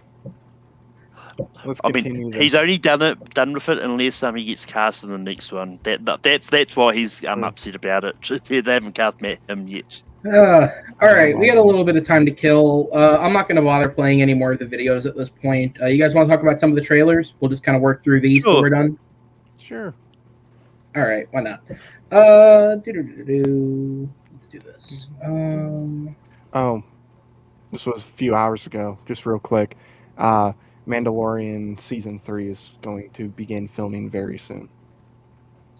Okay. Oh, okay. Yeah, that makes sense. I know they were going to begin filming once Obi-Wan was done because they're all using the same sets, so that makes sense. Yeah. And by set, I just mean that one big-ass digital screen. They're all using that same screen now. True. So, all right. So, yeah, let's talk about some trailers. Here we go. I have images this time. So I'll do this one first. So this one, I admit, is totally selfish, but I like the show, so I threw it in there. The first trailer we have is for Season 8, the final season of Brooklyn Nine-Nine. The teaser for the NBC comedy showcases a blockbuster final season dealing with goodbyes, parenthood, and so many guest stars. The season also reportedly does deal with the officers of the show in a more realistic light at times in respect to the events of 2020. Has already been confirmed that 4 previously shot and edited episodes were scrapped in order to adjust the storyline for the final season. The show brings back all main characters, including Andy Samberg, Stephanie Beatriz, Terry Crews, Melissa Fumero, Joe Lo Truglio, Dirk Blocker, Joel Miller, and Andre Brower. The final season begins airing on August 12th, with 2 episodes airing on NBC, and it will be 10 episodes long. So I don't know if any of you guys happen to watch this show. I just know that I've seen all 7 seasons of it, and I really like it. I mean, it's a television teaser. Like, it was fine. I was shocked at how many faces they kept throwing in it, of just being like, this person, this person, this person, this person. But yeah, I really love this show. Stuff like this doesn't get brought up often because there's often not a lot of like newsworthy stuff related to it. But considering it's the final season, I'm looking forward to it because I am really interested, especially with that note of like they are taking account real world events into some of the stories and how they're going to tell it, because I think that's a really interesting decision for a sitcom that gets as insane as this does, to go, you know what, for our final season, we want to go a little more realistic and really approach this in a new direction. Oh yeah, no, I mean, I love Brooklyn Nine-Nine as well, and it's one of those ones like just like a lot of the shows this year. They are taking into account COVID and all that. They're breaking those. I know Superstore, this last season, Superstore, they had a whole lot of pandemic related stuff. And I think this one, I don't know if it's so much more pandemic stuff. I think it's more the other side of what happened last year. Yes. The police brutality, I believe, was it was Terry Crews spoke on it and said that is more the stuff they went into than like the pandemic. Yeah, I mean, obviously, like they can't do that. There will be some elements of the pandemic probably in there, like mask wearing and stuff. I mean, we don't know too much about that, but. Yeah, it's gonna be interesting. I can't wait to see how it ends, and I'm And like, I hope it ends good because I mean, there's a lot of sitcoms that have had terrible endings. Don't end well. Seinfeld. Sean, Matt, do you guys even watch this show? And if you do you guys have any thoughts? Nope. I watched this show. I've seen all 7 seasons. I didn't watch this trailer because I just want to be surprised when I watch the last season. I think it's an amazing show, and I hope the last season is really good. And Matt? I have not, but I just got an alert on my phone that somebody subscribed to my channel. Thank you, Steve. All right, so we'll move on. So our second trailer is Malignant, a new horror film from the twisted mind of James Wan. The film focuses on a woman suffering from grisly dreams only to discover that she is seeing real murders happen. Attempts to discover why this is happening take her into her dark past and a twisted history with a friend named Gabriel. The film co-stars Annabelle Wallis, George Young, and Jacob Bell, among others, and will release to both theaters and HBO Max on September 10th. So kind of like what we do with the trailers, I do send everybody the links, or I try to, but I don't force everyone to watch them, especially if there's a lot of trailers. So I just kind of throw it out there. So who here has seen this trailer, if anyone has? Cool. All right. I'll jump to Sean first. I don't usually watch horror trailers. I watched this one because you sent the links. This kind of looks like a bunch of other horror films. It looks very predictable. I'm sure it won't be because James Wan is really good at making this type of film. I feel like the evil thing in the film will be strongly connected to her in some way just by the name of the film and whatnot. But I'm not. It just seems like a lot of other horror films to me. True. Malcolm, thoughts? Yeah, I mean, I went into this a bit last week on late night, but I like this. This is a fun trailer. It's very James Wan-y, so it's going to be really interesting. And I just can't wait to see what the full movie's like. Yeah, Matt, did you see it? I have seen it, and okay. I did like the trailer. I think, and I know there's some people that brought this up too. I can't remember who did, but it feels like it's gonna be one of those movies that it's marketed differently based on what James Wan has said in the past. He wanted to make something like some of the Italian horror films or whatever that you would see at some of the video stores, like towards the back, the weird, type of horror films. And this didn't look like that, but I have a feeling this is going to be marketed different because they're trying to make it feel like something that like a wide amount of people would want to see, but it actually isn't going to be like that. So, I mean, I'm looking forward to it. He usually releases bangers, sequels, not quite as good normally, but usually with your first, film in a potential series of horror films, James Wan usually knocks out of the park every time. There might have been maybe one movie that he didn't do so, but still. No, I'd say at least the ones that have been big. I know there was one really small film that didn't do too well, but Saw, Insidious, The Conjuring, I think people would all agree are all very solid entries. Yeah, I kind of agree with what Sean said and Matt as well. This does feel like a horror trailer that could be done for any movie. Like a lot of the excitement does come from just the fact that it's James Wan, so it has a shot at being really good. I didn't know about the Italian thing, and that's actually an interesting note because it makes me think of another film recently that kind of did that, which was Luca Guadagnino's Suspiria, which was obviously based off the classic Italian horror film by Dario Argento. It was a remake of it. And that was another one where the trailers I remember felt very Americanized, but from everything that I've heard about the film itself, it actually does hold a spirit that's true more to the original than modern American horror films. So it does seem like it's something that may be difficult to market to American audiences, so they just kind of twist the film and make it look generic, because horror films just kind of tend to do well anyways. Very few horror films fail. Like, you have to be Truth or Dare bad to fail as a horror film. So, or like Fantasy Island bad. So it's like, it was fine. I'm sure it'll be good. Yeah. All right, so next up is The Last Duel, one of two Ridley Scott films that will release this year. The movie features a script co-written by Ben Affleck and Matt Damon, the first since they won for Good Will Hunting. The film focuses on the true story of the final sanctioned duel in France between Jean de Carouge and Jacques Legris, played by Matt Damon and Adam Driver. The duel began after Carouge's wife Marguerite, played by Jodie Comer, accused de Gris of raping her. The story is a known legend in France, and the mystery behind the real truth and consequences of the story is one still known and discussed to this day. Ben Affleck co-stars alongside the leading trio, and the movie will drop on October 15th, 2022. So I asked the same question. Who here was able to check out this trailer? All right. So I'll go to Matt first. What were your thoughts? I liked it. I liked it quite a bit. It's not the one that I think was the best out of the Ridley Scott trailers that were released in the recent days. But no, it looks like it's going to be a great movie. Of course, you got Ben Affleck and Matt Damon, coming back, working together. That's, obviously something that intrigues me, especially with them writing it. Adam Driver being in the movie too, knowing by what he's done recently, besides The Rise of Skywalker, but, you're going back to even as far as Force Awakens, his movies have been great. He's given great performances in pretty much everything he's been in, especially since like 2015. So that excites me, obviously. It looks good, but with Ridley Scott, you never know, especially of late.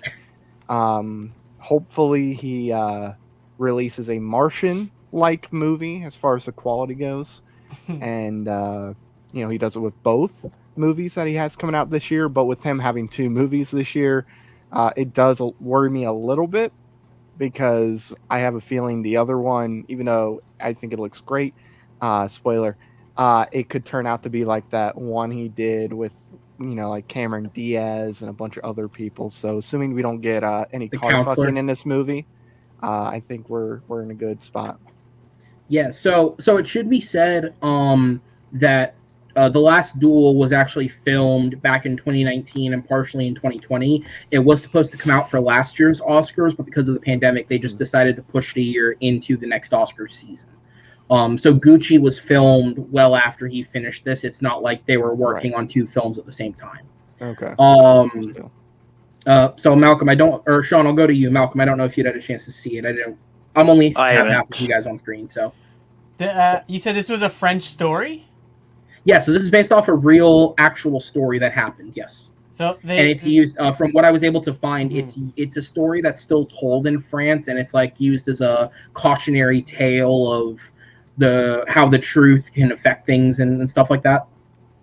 And Ridley Scott, he's American or English?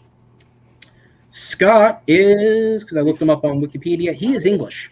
So an English director with all American actors making a French story. It just kind of seems like what Hollywood does. Yeah, I think this looked really good. There's a lot of period pieces with a lot of white characters. So for me, I'm not that interested in another one, but it looks really good. I hope Russell Crowe and Orlando Bloom make a cameo in this just to, make this the trilogy. I didn't even recognize Ben Affleck at all. I had to watch it a second time. But it looks really good, and I hope it's good because Ridley Scott does put out some bangers every now and then. The blonde hair threw me off. I was like, is that fucking Affleck? Because when this was announced back in like 2018, I want to say, Affleck was in the driver role, and at some point during casting, they made a switch and moved him to the other role and cast Adam Driver. That's in that. So I didn't know that until I watched it, and I realized, they made a change at some point. So that was interesting. I don't know a lot about Jodie Comer. I know she was on that Netflix show that did really well, and I know she's coming out in Free Guy. But Damon, Driver, and Affleck are all really great actors. The script, Good Will Hunting is a really well-written film, but that's also a movie that has a lot of Hollywood facade around it of all sorts of different people apparently looked at it and helped with it, and they haven't really written, either of them haven't done much writing since. Affleck has a bit more experience because he helps write a lot of the films he directs, and those have been good, but it's worth noting that. So I have hope. I think Ridley's been on an upward trend the last few years. Like, I know there was a while where he wasn't really all that good, but ever since Exodus, I think The Martian was great. I liked Alien Covenant fine, and I thought All the Money in the World was a good movie. So for me, he's on a good trend, so hopefully it keeps up. What's up, man? So you want some more new news, too, real quick? Well, why not? It's about Taika Waititi's Flash Gordon movie will no longer be animated. They're making a live-action Flash Gordon movie with Taika directing.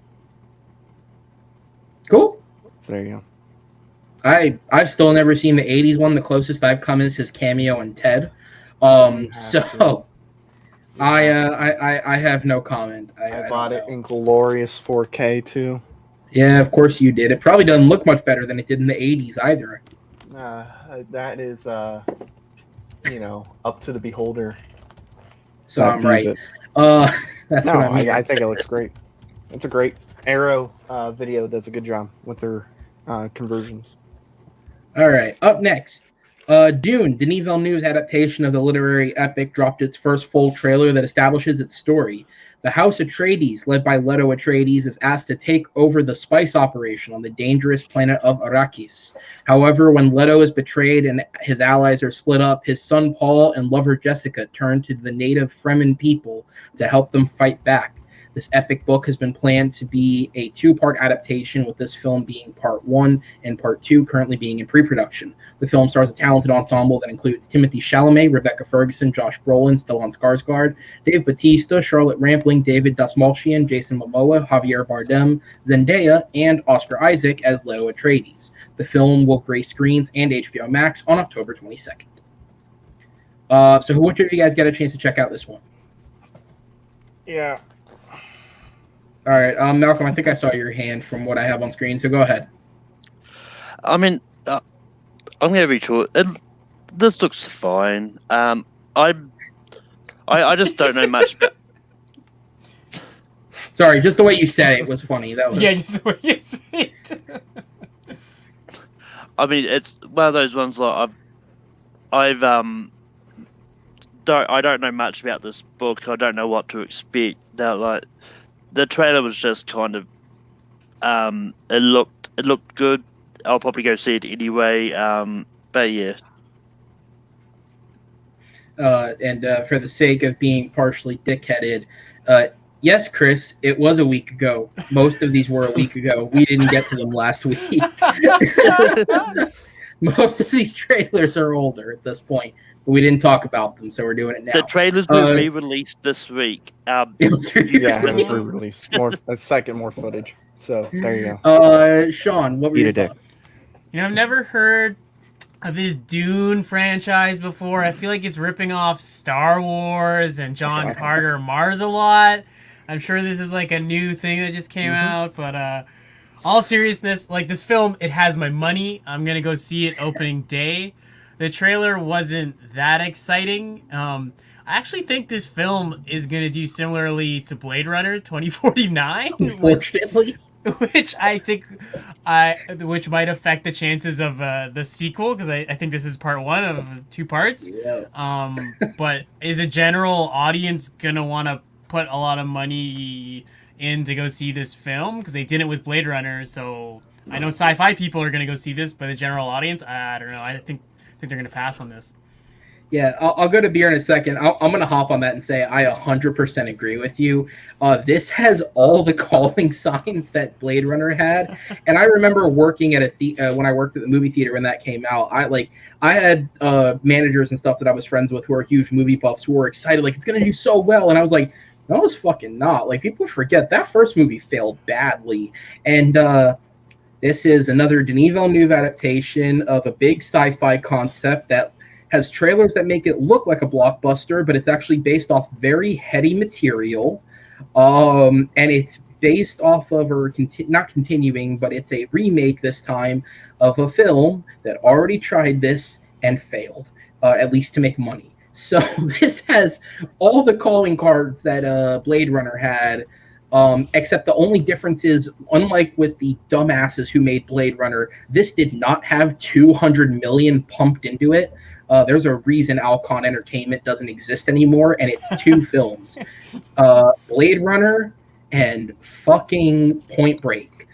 Those two films single-handedly killed that studio because they put so much money into it. I think Dune's under 100 million on its budget, and I'll fact check myself in a second, but it's really not that expensive a film, which, all that said, does look beautiful. And I agree with you. Like, I'm interested because on a small scale, Denis has done such a great job with films like this. Enemy is a great example of a film that's sci-fi and dealing with a concept like this that was at least sci-fi influenced. And I think he does a great job with stuff like that. But yeah, man, this has all the signs of this could go in the tank quick. Matt, go ahead with your thoughts. Okay, so I looked at the box office already, so you don't need to do that, Aaron. It was a box office budget. I looked at the budget. It was $165 million budget. So it wasn't 200. It was cheaper. It wasn't 200. But I will say, I disagree kind of with the Blade Runner comparison. The reason why I think this will do better than Blade Runner is because we actually know what the movie's about with Dune. They're actually showing us the story, or at least what we think is the story. Blade Runner, it felt like for example, here's this box, right? Here's this box. There. Here's this box. My address, thankfully, wasn't shown because no one's going. Bright light. Here's the box. Okay. You want to buy it? Sure. What's in the box? You'll find out when you buy it. Here's the box. But Blade Runner, like, here, it's empty. Or Dune, it's like, here. There. That's what the box has. So I think it's going to do better because people know what the story is about. At least the trailers, at least giving that vibe of, hey, this is what the story's about. Blade Runner didn't necessarily do that, and it suffered. Plus, the first Blade Runner was, not the best, when it came to the box office. Not a lot of people saw it, the first one. So no, they both failed. Both of them failed. Yeah, so I wasn't expecting 2049 to be this, big movie. I was expecting, okay, first one didn't really do all that great. This one's probably not going to do all that great. Dune at least is showing stuff, and it looks intriguing. I'm actually more interested to see what the drop off is from week 1 to week 2, and how big of a drop off it is. And it also being on HBO Max is going to hurt it too. But still, I think it's going to do better than Blade Runner. I actually think this is one of the few instances, because we have seen for the most part this year that the HBO Max, their films haven't been too hurt by it. Films that did well or decently well did well, despite the HBO release, or they did about what you'd expect. This is one of the few films that I think could have some effect on it, right? So, like, for example, the films that have done well for Warner Brothers this year, and I believe if I have my numbers correct, the 4 best box office films they've had so far this year, Suicide Squad obviously could potentially overtake all of them coming up, but have been in any order. I forget the exact order, but it was Kong, Mortal Kombat, Tom and Jerry, and then the outlier among that group was Judas and the Black Messiah, also did solidly well for its budget. And 3 of those were connected to IPs that already had success prior to this period. So it makes sense why they would do decently well, because people who were interested or committed to go see that IP, and Diaz, I know you're in the comments, so don't spaz out on Tom and Jerry again, but the point being, you have a connection there to people, and Judas and the Black Messiah, for my own opinion, was one of the best films of last year, and I'm glad it did well, but it also had Oscar buzz upon its release. It already had that buzz behind it. And so that's why it helped at the box office, because it was just by allowing that push back to February for the nominations, it was allowed to have those festival releases and the pre-releases and build that buzz up so that when it wide released, it could do a little better than other films, or it may have done it another year. I will reiterate, though, that film was one of the best movies of last year. Please go see it. Dune's one of the few that I think may actually take a small hit, because it's a film that I think so many people don't know. Like, they don't know the book. It's not the biggest book of all time. As was said, the David Lynch film basically failed. It's not like it's the most seen film of all time. It's also not his best film. And I'll leave that there. But I just think, like, if there's a film that people are more likely to gravitate to see on HBO Max than to go to a theater and see, it might be Dune, which might hurt it. But I think that all just depends on how much Warner Brothers is equating to HBO view success, and how what do they value over what. Right. Also, But real quick though, I think it's true. I think as long as they put out good trailers and it looks like something people would be interested in seeing, and all that good stuff, I think at least the first week it will do well, regardless of HBO Max or not. If it looks like something you have to see on the big screen, like you have the big giant butthole looking worm in the trailer, you have that looks cool. I think the action that they've shown, it looks pretty fun.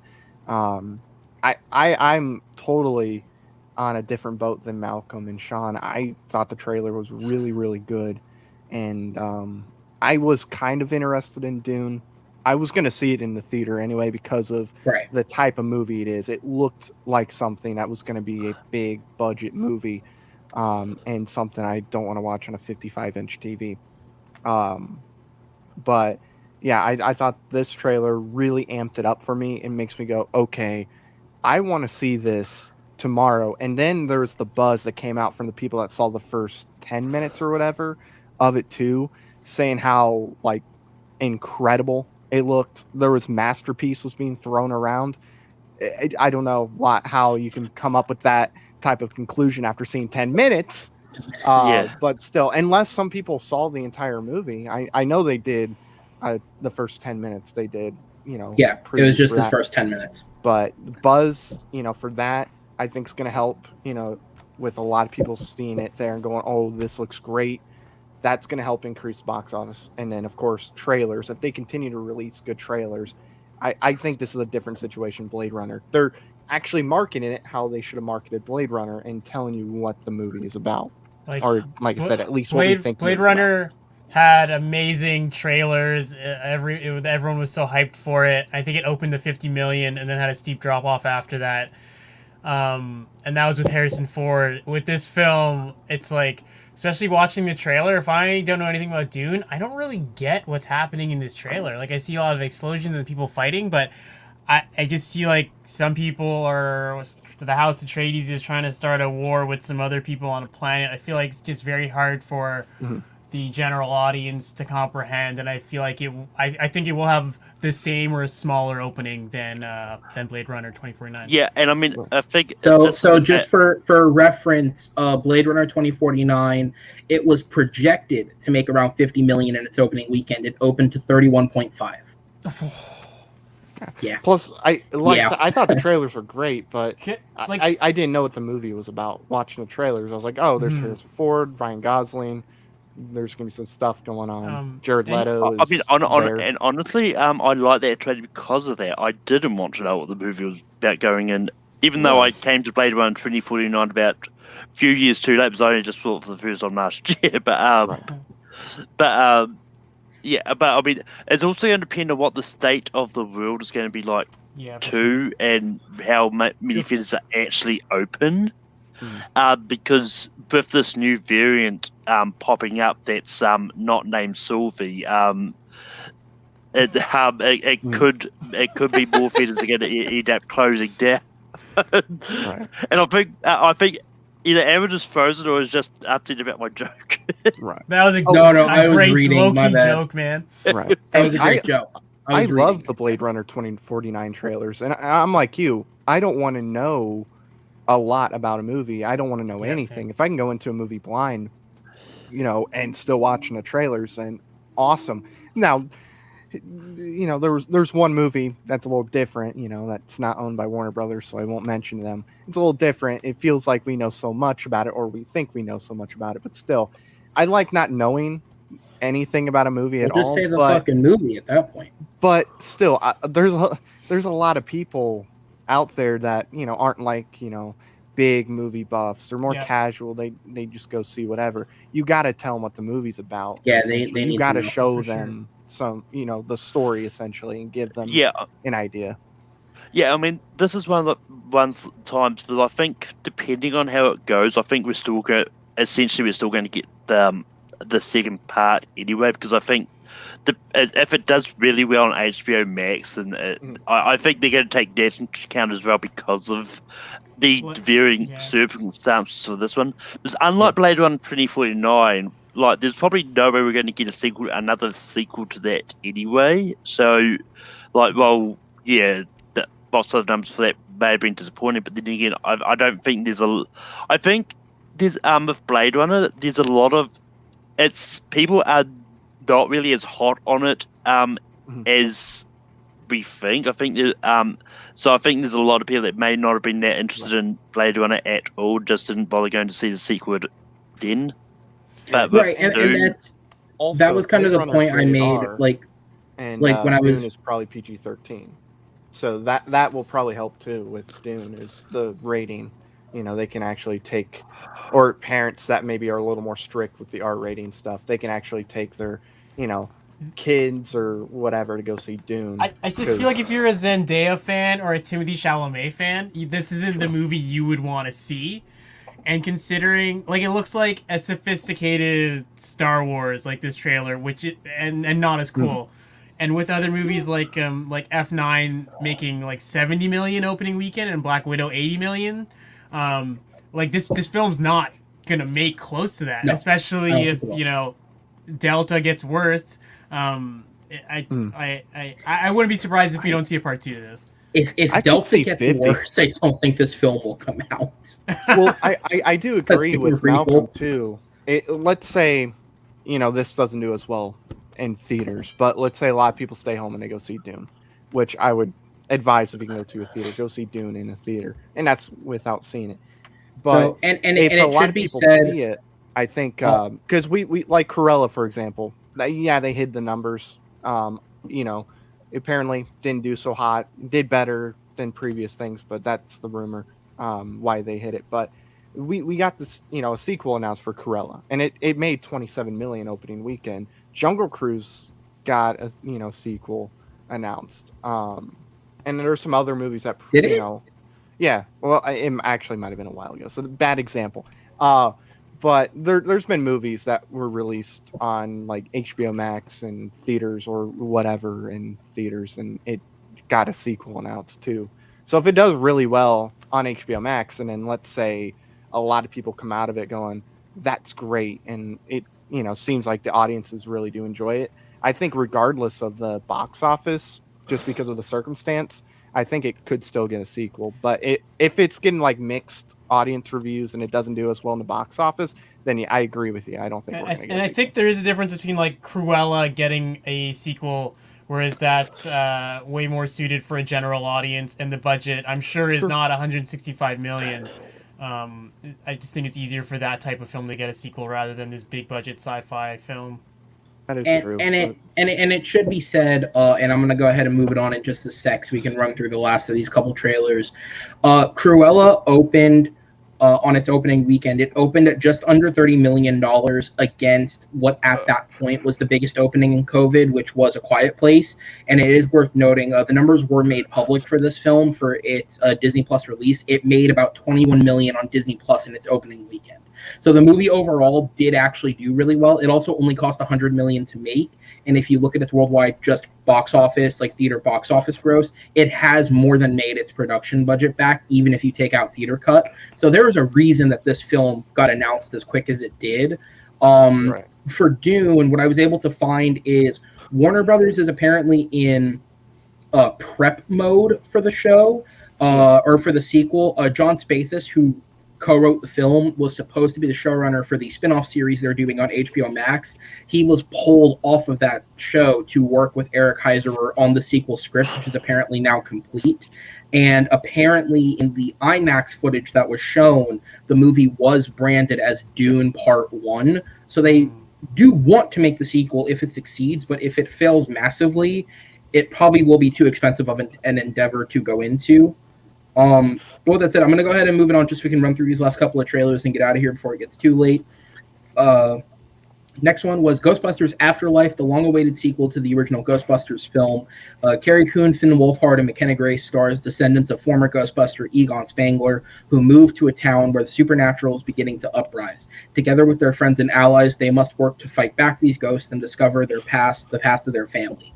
The movie co-stars the likes of Paul Rudd, Bokeem Woodbine, and Tracy Letts, and we'll also see multiple members from the original films return, including the 3 remaining living Ghostbusters, Sigourney Weaver and Annie Potts. The movie comes out on November 11th.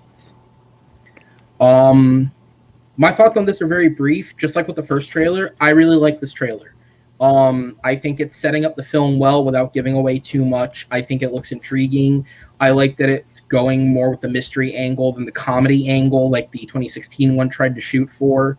And I'm still not convinced that they're going to do the exact same twists they did with the 2016 one, which was, even though it wasn't legit because it was possession, the huge star that's a supporting character in this film is secretly a villain.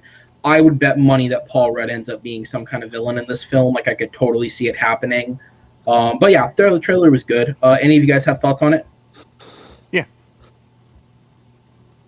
Go ahead. Oh, okay, I was waiting for you to say, okay, so-and-so, you go first. And then so-and-so, you go first. Go ahead, Matt. You go first. Anyway, I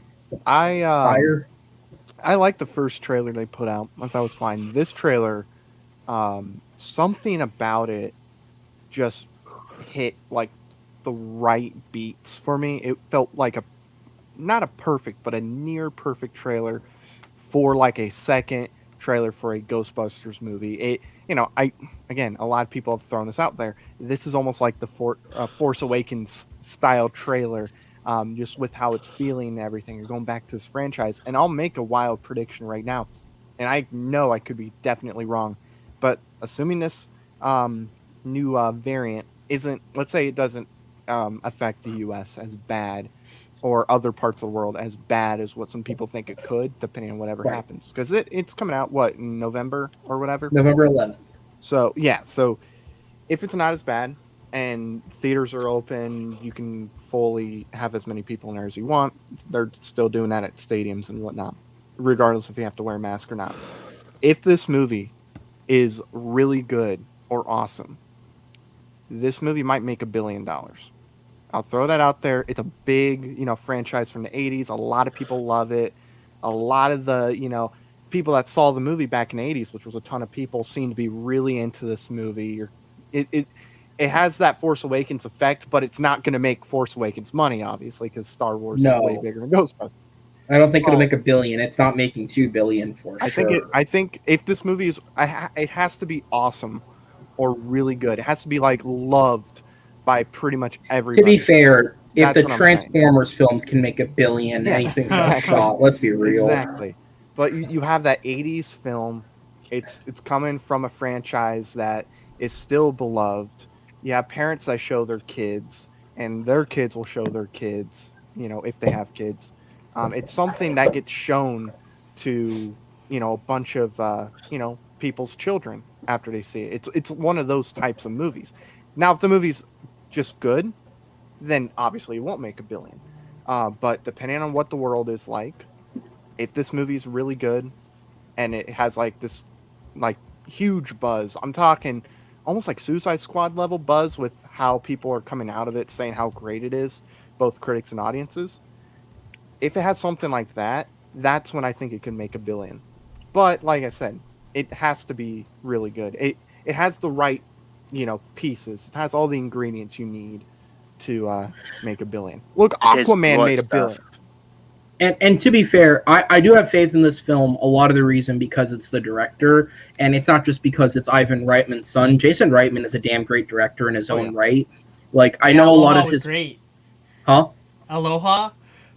Oh, yeah. He didn't make that. That was Cameron Crowe. Oh, yes, it was. Oh, you're right. And to be fair, Aloha is the cherry on the shit pile that's been Cameron Crowe's career over the last few years. Had a great POC actress, Emma Stone. Emma Stone was the best Hawaiian I've ever seen. It's great that those POC actors are suing Disney now. Emma Stone, Scarlett Johansson. Yeah, I know. There we go.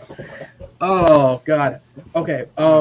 But no, like I know a lot of Jason Reitman's like his 2010s films have gone under the radar. A lot of them haven't had the huge success.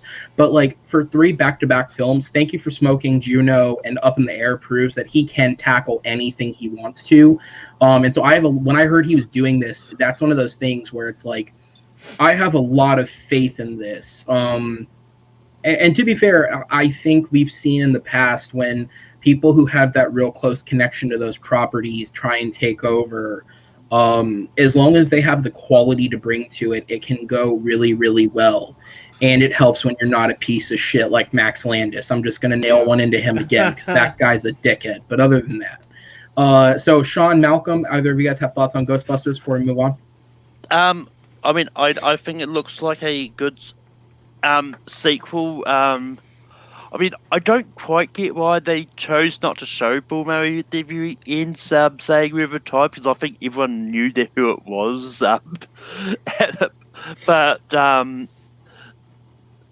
yeah, I mean, it looks good. I mean, and it's one of those ones like the 2016 one does get a lot of flack. I mean, it's a good movie. I mean, like, did they do weird things with it? Yeah. I mean, I kind of wish they would have made it. It opened on a queef joke.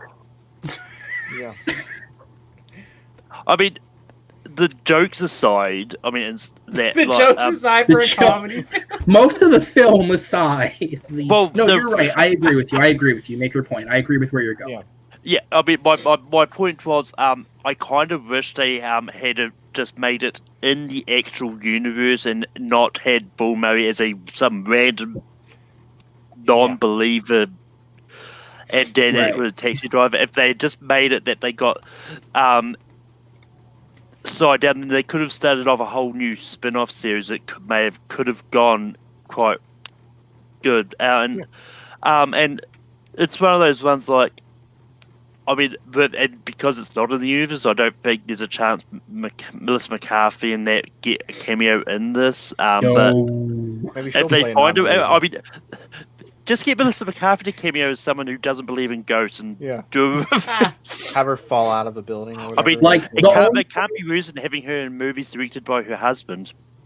True. The only way that happens is I don't know if it was used again in this trailer, but I know there's the bit in the first trailer where Rudd's with the kids and he's like, "Well, you guys don't know about the Ghostbusters," where like it's like almost like this phenomenon that's been forgotten in this world. Like the only way I see it happening is if a picture of them shows up on the screen and one of them's like, "What's that?" and he's like, "Yeah, we don't talk about that." They're kind of funny. Oh no, I thought the 2016 one was okay. You know. Fine. It was whatever. I do agree. I think it would have been better if it was in the same universe as the original Ghostbusters. I think people that really hated on the movie would have been a little more accepting of it. Like I think it has like really good parts to it. You know, Chris Hemsworth I thought was great in the movie. Yes. You know, Kate McKinnon I know was mixed. I wasn't a fan of her. Leslie Jones I liked in a lot. Like there was things I liked in it. It was just fine. I felt the story was just weak. You know, it was definitely Paul Feig's worst movie, but like I said, this has everything you need. This is it depends with COVID and all that crap. But if COVID isn't, you know, coming to all of our doors saying hello lockdown, then hello. I think Does it come with a greeting sign and a dance number? What are you doing? It's Empire Strikes Back with COVID. If we don't have anything like that, then I think this is one of those movies that can make $1 billion. I don't think it's going to be like $100 and whatever $1 million opening weekend. I don't know, maybe, but you have everything. No. It feels like, and you know, with Reitman, I think he's the perfect person to take on this job, and I don't think Paul Rudd's going to be a villain in this. I think it's somebody else.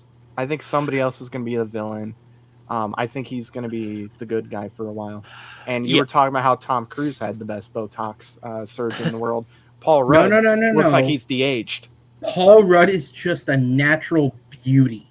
He is a preserved landmark. Preserved. He got to a certain point in time, and then he's starting to do the Benjamin Button situation, where he's just getting younger and younger.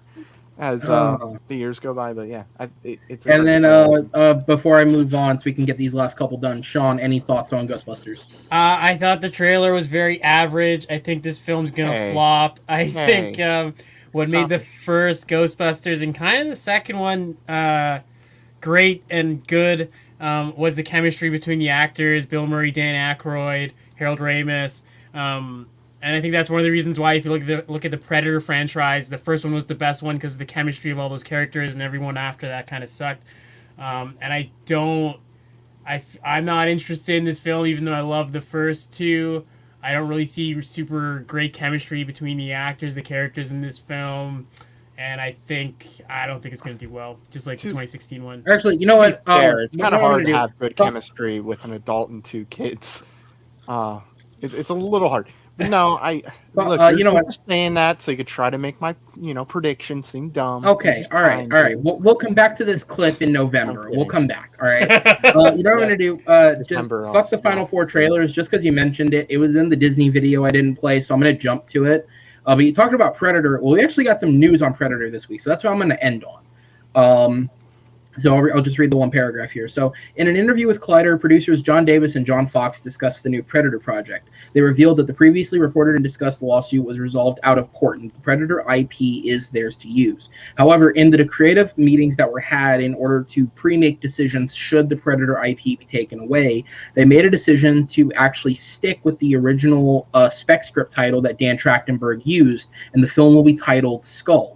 They said the movie is already 3/4 of the way through production and that it will be a prequel to the other films focused on the Predator's first journey to Earth.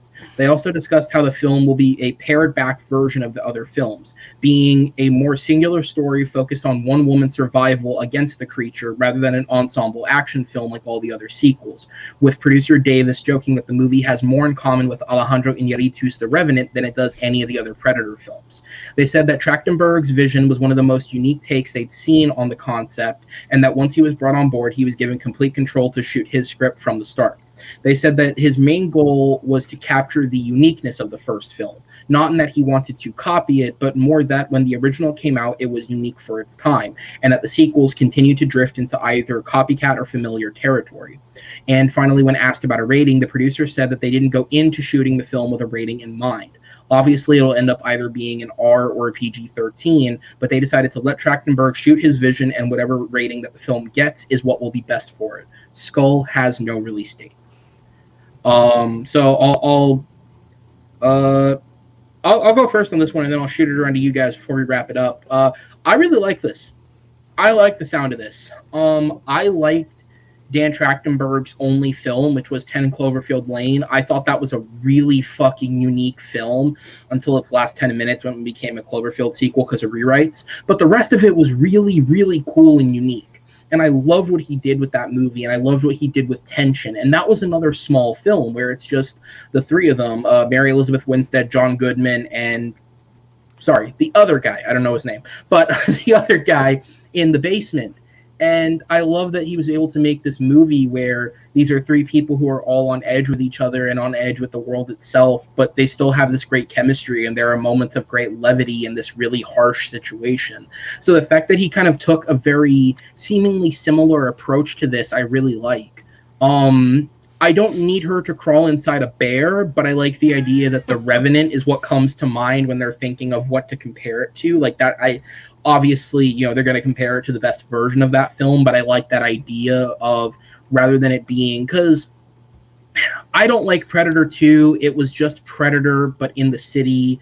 I am a fan of Predators, the one in the jungle. I do like that film, but I will agree with the producer's take on it that it was very derivative of other films that are like that. I mean, maybe with the exception of Lawrence Fishburne going cuckoo for Cocoa Puffs at the end, like that's the only thing that was maybe kind of unique. And even then, that's been done in other films too. And Shane Black's version was, well, let's just put it this way: when your most unique thing is the predators are hunting the child because he's autistic, and that's a developmental thing that they want, that sends both a weird message and it's also just wasn't really executed all that well, if we're being real. I got what he was going for. I just didn't think he did it right. So I really like the sound of this. I like the fact that they're willing to separate the product from the IP and just call it Skull and just hope that people understand this is a Predator film. With that being said, I wouldn't be surprised if they backtrack it and call it like Predator, Skull. But the fact that that title stuck is really, really cool. Yeah, everything about this sounds awesome to me. So to close it out, what are your guys' thoughts? Whoever wants to hop in first. I mean, I think they will backtrack and put Predator in there somewhere. Whether it just ends up being called Predator Skull or Skull a Predator Story or something like that. The Predator Saga. Because The Predator Saga, yes. I mean, it'll be a series. Skull, spine, spleen. It'll be a. No, but then people might confuse it with a live-action version of Ray and the Last Dragon, and we get tail, fang. Do they have tails? But yeah, I mean, I think I've seen the first Predator movie, but that's all I've seen if I've seen any. Okay. This is fun. I mean, John Gallagher Jr. is the other name you wanted Thank for you. Ted Yes. Bloomfield Lane. I mean, let's not forget Bradley Cooper in that. He was great as Ben. Forgot about that. He's the voice, right, on the cell phone? Yeah. But yeah, this could be interesting. I don't have anything else to say about that. All right, Sean or Matt, anything? So I will say, the last time I got excited for a Predator movie, I was very, very disappointed with the results. So, not as excited. I do like the idea of going back to the first time they were there. That's kind of cool. I think the name Skull is stupid, but whatever. I think the first Predator is obviously a really good, action movie. I actually don't hate the second one. I think the second one's whatever. Not nearly as good as the first one. It's just fine. And I agree with you. I actually really liked Adrian Brody Predators movie. I was really surprised by that. And then, of course, Shane Black. I will say, for a film that is oddly miscast, because I don't think in any universe should Adrian Brody and Topher Grace be the co-leads of an action film. It works. Yeah, I thought it was good. I thought both of them did well in it. He had Danny Trejo was in it for some point too. Yeah, he was one of the squad members. Yeah, but yeah, I enjoyed the movie. I was surprised. I very much enjoyed it. I wish they would have just continued from that point rather than do what Shane Black did. Having autistic people being hunted by predators is not really a good idea, especially when the autistic people are children. Not a good message to throw out there, but yeah, just not a good movie at all. Super, super disappointed. You know what? It didn't take place during Christmas. That's why it wasn't good. Shane Black movies are only good when they take place during Christmas time. That is why. Iron Man 3 is great. Sean, any thoughts? 3, yes.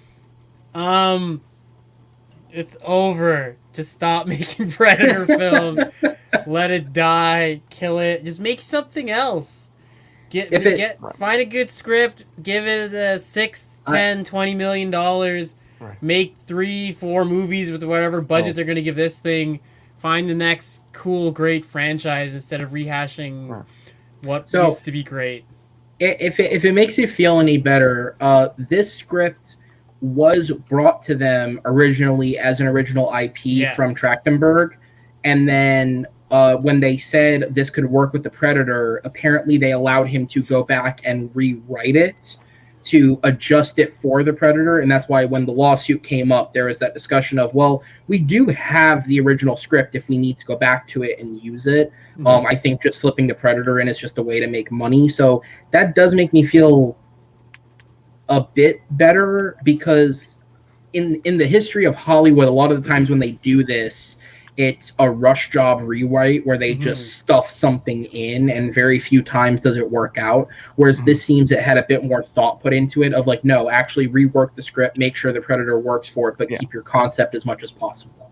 Oh, and aren't they, isn't it during the time of like the Native Americans too? I do believe I read that somewhere. It just wasn't in the Collider article that was written. Okay. Say they could do something interesting with that too. We have Native Americans being hunted by predators that are new. Yeah, I mean, I think it was Native Americans from what I remember from last time we were talking about this. Yeah, it sounds familiar. I just know because everything I copied was straight from the original Collider interview, and it wasn't mentioned there. So, but it sounds familiar. And when Here, they if say it makes that you, I'm not going to bother reading the write up, but if it makes you feel better, Sean, they didn't kill Predator, but Disney did kill Die Hard. We found out about that this week. Yeah, so that's good. The basis of that story was the producer of the supposed sixth film was being interviewed, and they asked him about it, and he was like, "Oh, Disney killed that ages ago. They just didn't think it was a good idea." Right. Yeah. And I actually, not the one they were initially going to go with, where it was like a prequel and in present time. Oh no, that's what he was talking about. That's what got killed. I like the other one that they killed off before the one Disney killed off, where it was like the anniversary of the attack and Bruce Willis is there to celebrate. I actually like that one a lot more. If Willis cared, I think, because he didn't care with the fifth one. True. I mean, I think that one you were talking about, Matt, I think that was the same movie. I think they're going to somehow tie in that prequel into this anniversary. It was going to be a prequel sequel hybrid sort of thing. Is it a wonder why it got canned? Like the exact quote from the interview, without reading all the details, was basically his quote was, "Disney didn't see how the pitch for the sequel would be viable enough to revive the dying franchise, and they had nothing better themselves, so they just let it die." So I guess you could say the franchise died hard. Yeah, there you go. Damn it, that was the pun I made. And then, but before we wrap up, I had 2 Disney trailers, but fuck it, they're Disney films. We'll see them when we come out. But King Richard and House of Gucci were 2 great trailers. I'm not going to read the write-ups. It doesn't matter. But I wanted to throw it around before we close up if anybody did want to talk about them. Fuck yes, Will Smith needs to be doing those types of films. That trailer looks great. And interesting note, the writer of that film is the same guy who wrote the script for the upcoming 3rd Creed film. So I am looking forward to seeing how it's written, because he has never actually written a film before this one.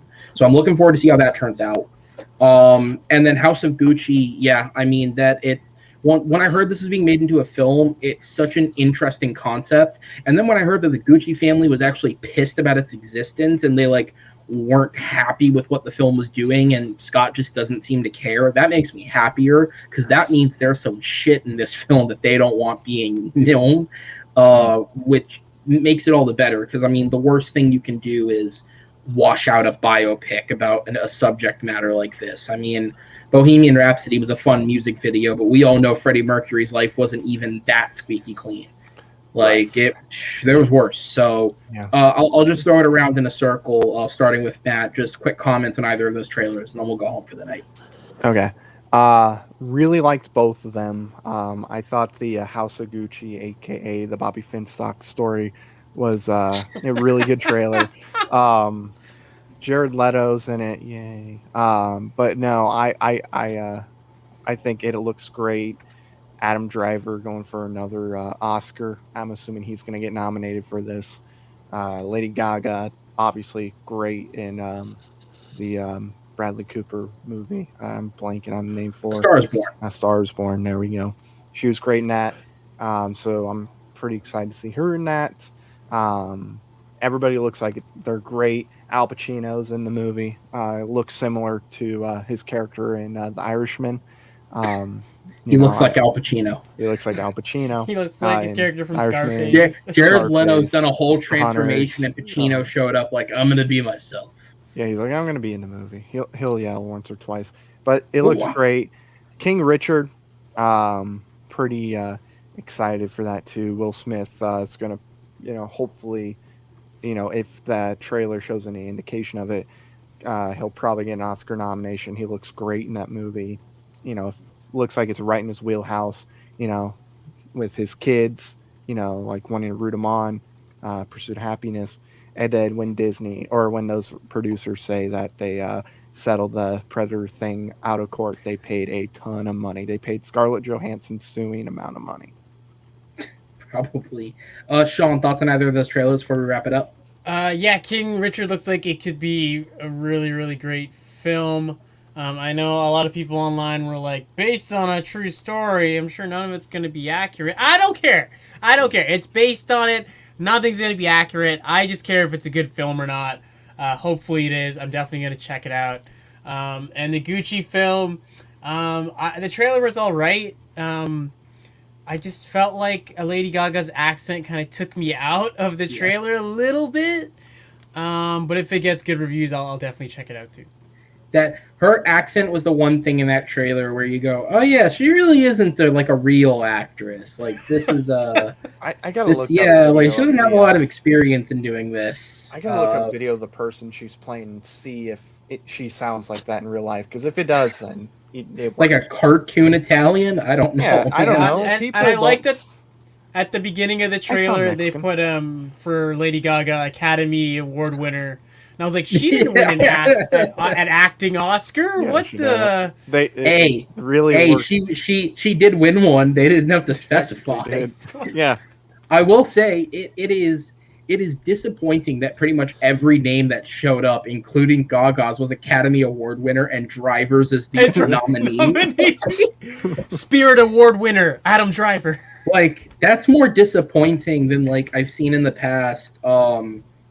I think it was Colin Farrell, because I don't believe Farrell's ever been nominated for an Academy Award, and there was a cast he was a part of where it was all these Oscar nominees, and it's just Oscar winner, Oscar nominee, and then and Colin Farrell. It's like that's I feel like being the only nominee in a group of winners is almost more disappointing than that scenario where there's a mix of winners and nominees, and Farrell's just like, people like me, who cares? There was a news story this week. I think the cast list for, I think it was Wes Anderson's new film came out, and it has like 6 Oscar winners and like 9 other Oscar nominees. Like, is it the Dispatch one?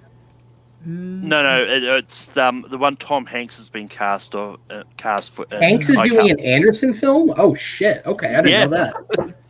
That must have come out after I finished writing the stories. Okay, shit. Yeah, I saw it. It was, I think it was yesterday or. Okay, I was already wrapped by like Thursday, so it makes sense. Malcolm, thoughts on the trailers before we dip out? Yeah, I mean, King Richard looks like a good movie, and I mean, if anyone goes into biopics thinking, oh yeah, this is going to be the accurate depiction of the person, stop watching biopics if that's what you're expecting. Nothing is ever completely accurate. And from what I've heard about what King Richard was really like, apparently he's not as good as a person as what was shown in that trailer. I didn't watch the House of Gucci trailer, but I can't wait to see the biopic of Finstock. Real quick, I just listened to the person who Lady Gaga is playing in House of Gucci, and then I listened to the trailer again to make sure it matches up. It's pretty close. Is it? It's pretty close. So she just speaks like cartoon character. Yeah, it's not spot on, but when the real person speaking Italian, there was not a lot of stuff with her talking out in the public. It sounded pretty similar. If I was the woman who conspired to murder multiple members of the Gucci family, I wouldn't be speaking publicly very much either. True. There's a reason why they labeled it as rare interview. Yeah, it could also be a thing is like we know what Lady Gaga actually sounds like, so hearing her sound like a cartoon is so off-putting. Like, yeah. I think it's also, to me, it was just the rest of the accent sounded much more natural. Because, I mean, Jared Leto's just a weird chameleon, so he can do anything. But, and I mean, honestly, Pacino just kind of still sounds like himself. But, he's Italian. Adam and Irons didn't sound out of place the few times they spoke. It was just her stood out as really weird. But, yeah, maybe it's just because that woman sounds absolutely insane, and that's what it is. But thank you guys so much for watching. We're 2.5 hours in. I'm not going to bother doing the whole spiel to close out. But thank you to Nikki, who was here earlier. Thank you to Malcolm, Sean, Matt, and Malcolm both have their own respective channels. You guys probably know them. Please be sure to subscribe to them. Be sure to subscribe here and check out all the content that's coming out because this upcoming week, as was announced on the Facebook page yesterday, Movie Battleground is coming back. We have a match every single day this week, Monday, Tuesday, Wednesday, Thursday. Mr. Beer is in one of those matches.